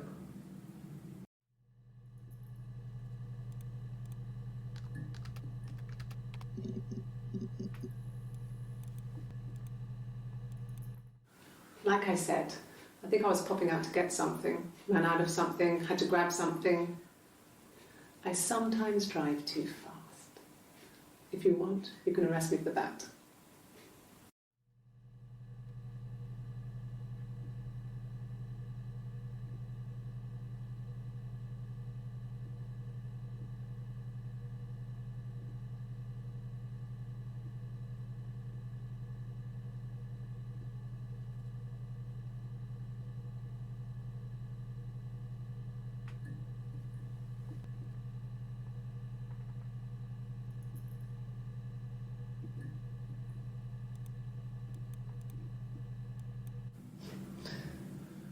Can you arrest someone who doesn't exist?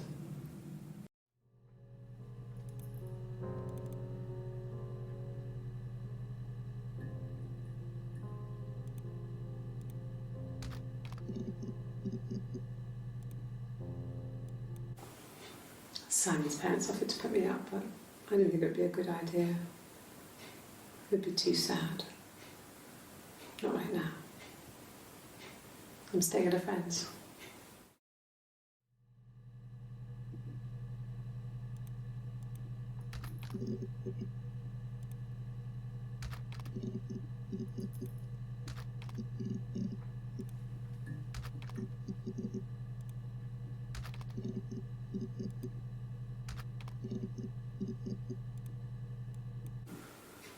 In the bedroom.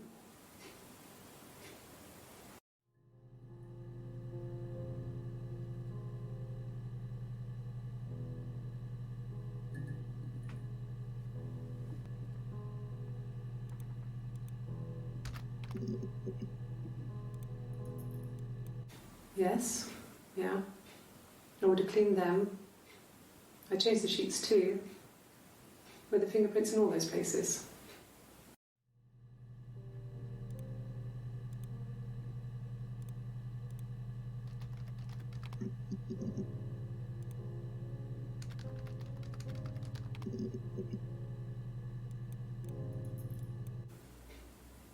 Could they have been my parents' fingerprints? I'm not sure how long they last for, but is that possible?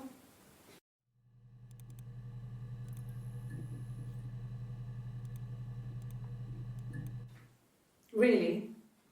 Go on then. Take the cup. Run your fingerprints.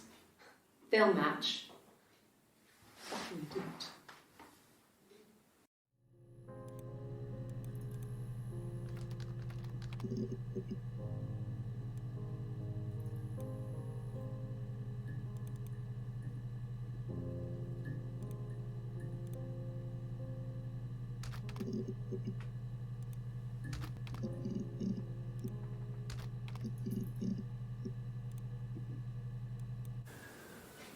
can't be right. In the bedroom.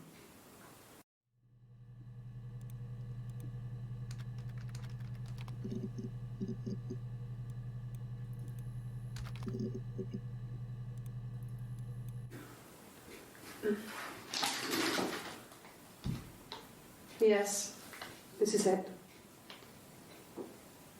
He made it himself. It's a special one-off. He made it and decorated it. That's his thing. Where did you find it?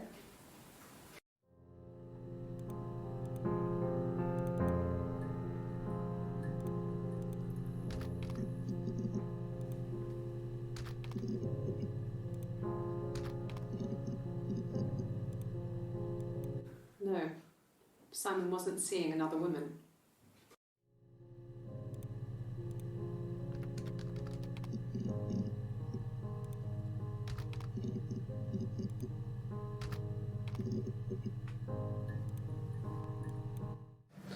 I can take this stuff off now.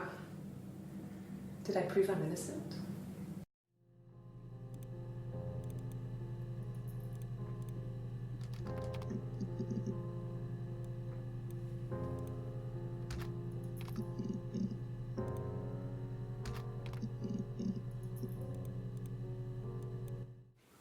I don't know if anyone really changes. You just become more yourself. Simon was my prince, and that hasn't changed.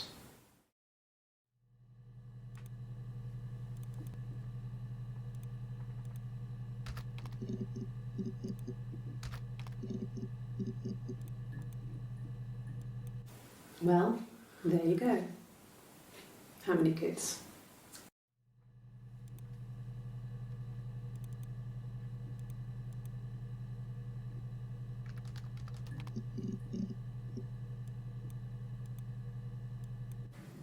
Then she told me she wanted to help more.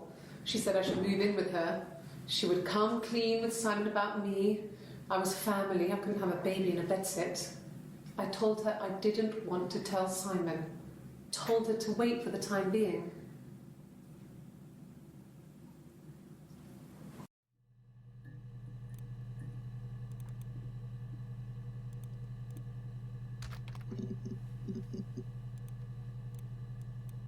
No, I have never been unfaithful.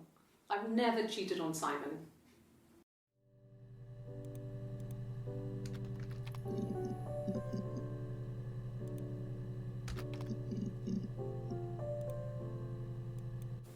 Hurt someone? Yes. But everyone thinks that from time to time, right? You just want to lash out.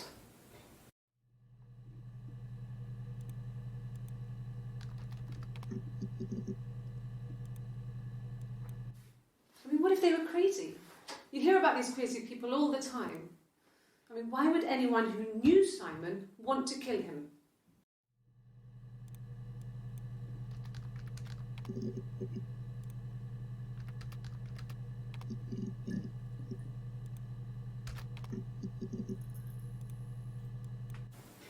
It's all that matters, really.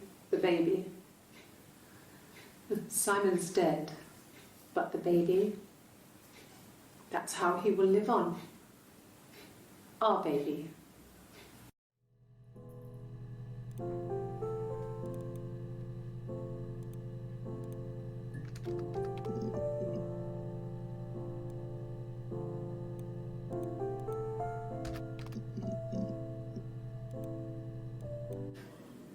You have children.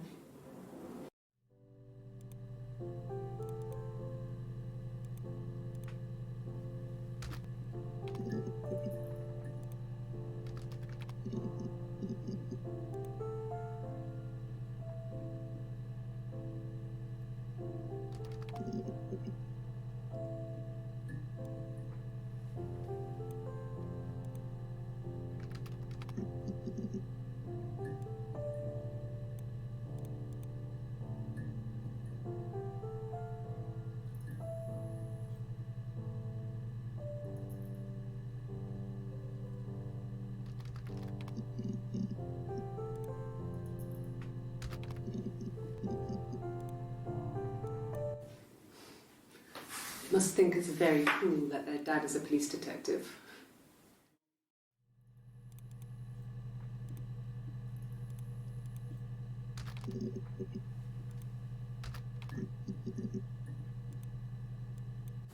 Have I ever cheated on Simon?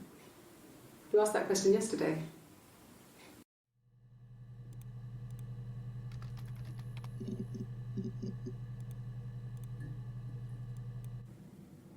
Mum and Dad never knew what was going on. Got so good at it. We were so in sync that we'd use each other to cheat. If one of us had a hangover, the other one would go to school. Whoever was best at a subject would sit the exam. There were lots of differences between us. Some things one is better than the other at.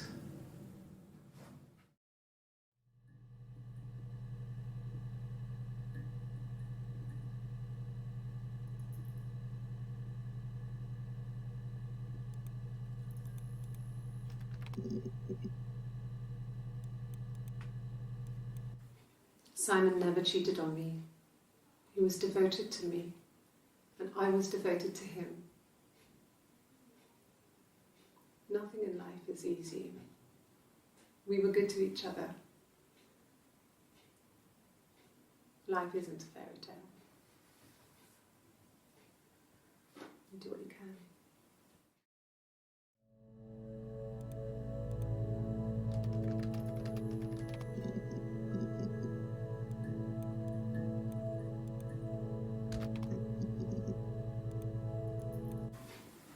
Simon was very moral about that sort of thing. He wouldn't just walk out there and sleep with anyone.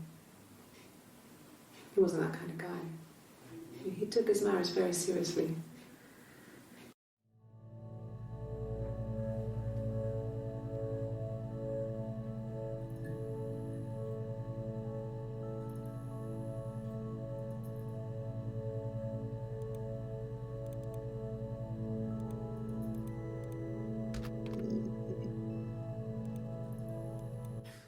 You must be desperate for leads if you're getting hung up over 6-month-old speeding tickets.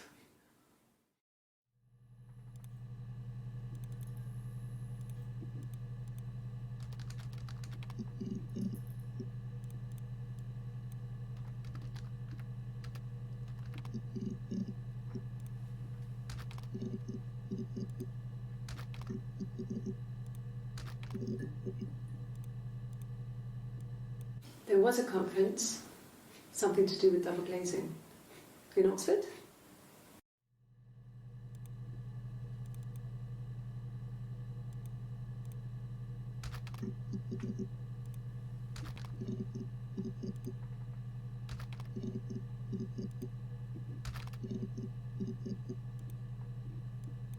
Sorry. Yeah, I get it.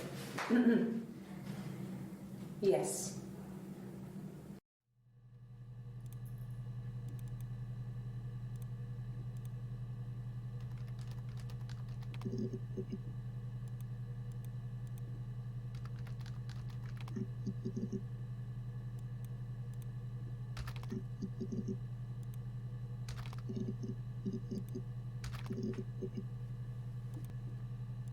Yes.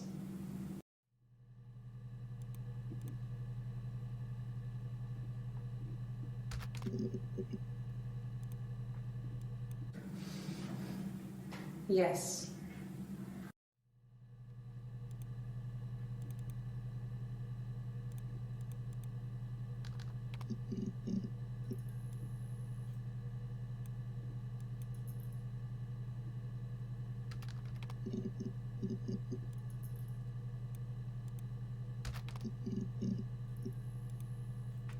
Yes.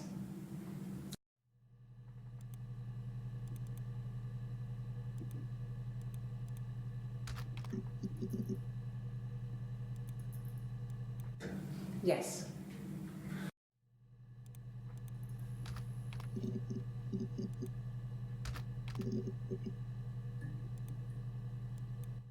No.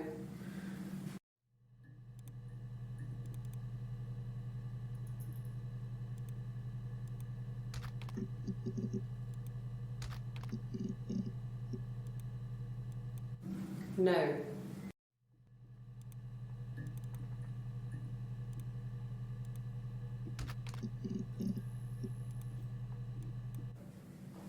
just became our way of life. We would swap places and take it in turns to do things, and we were very careful. Whoever had been out that day would come back and write a detailed diary so that we were on the same page. We had a list of rules that said what we could and couldn't do in any given situation. It was exhaustive.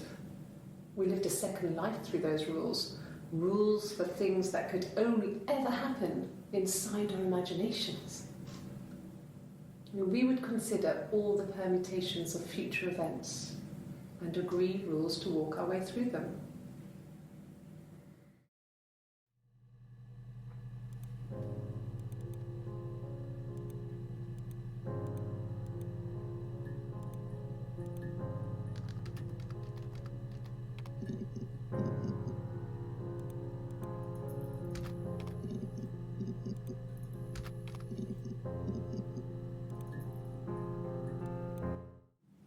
No. No, he wasn't wearing his wedding ring.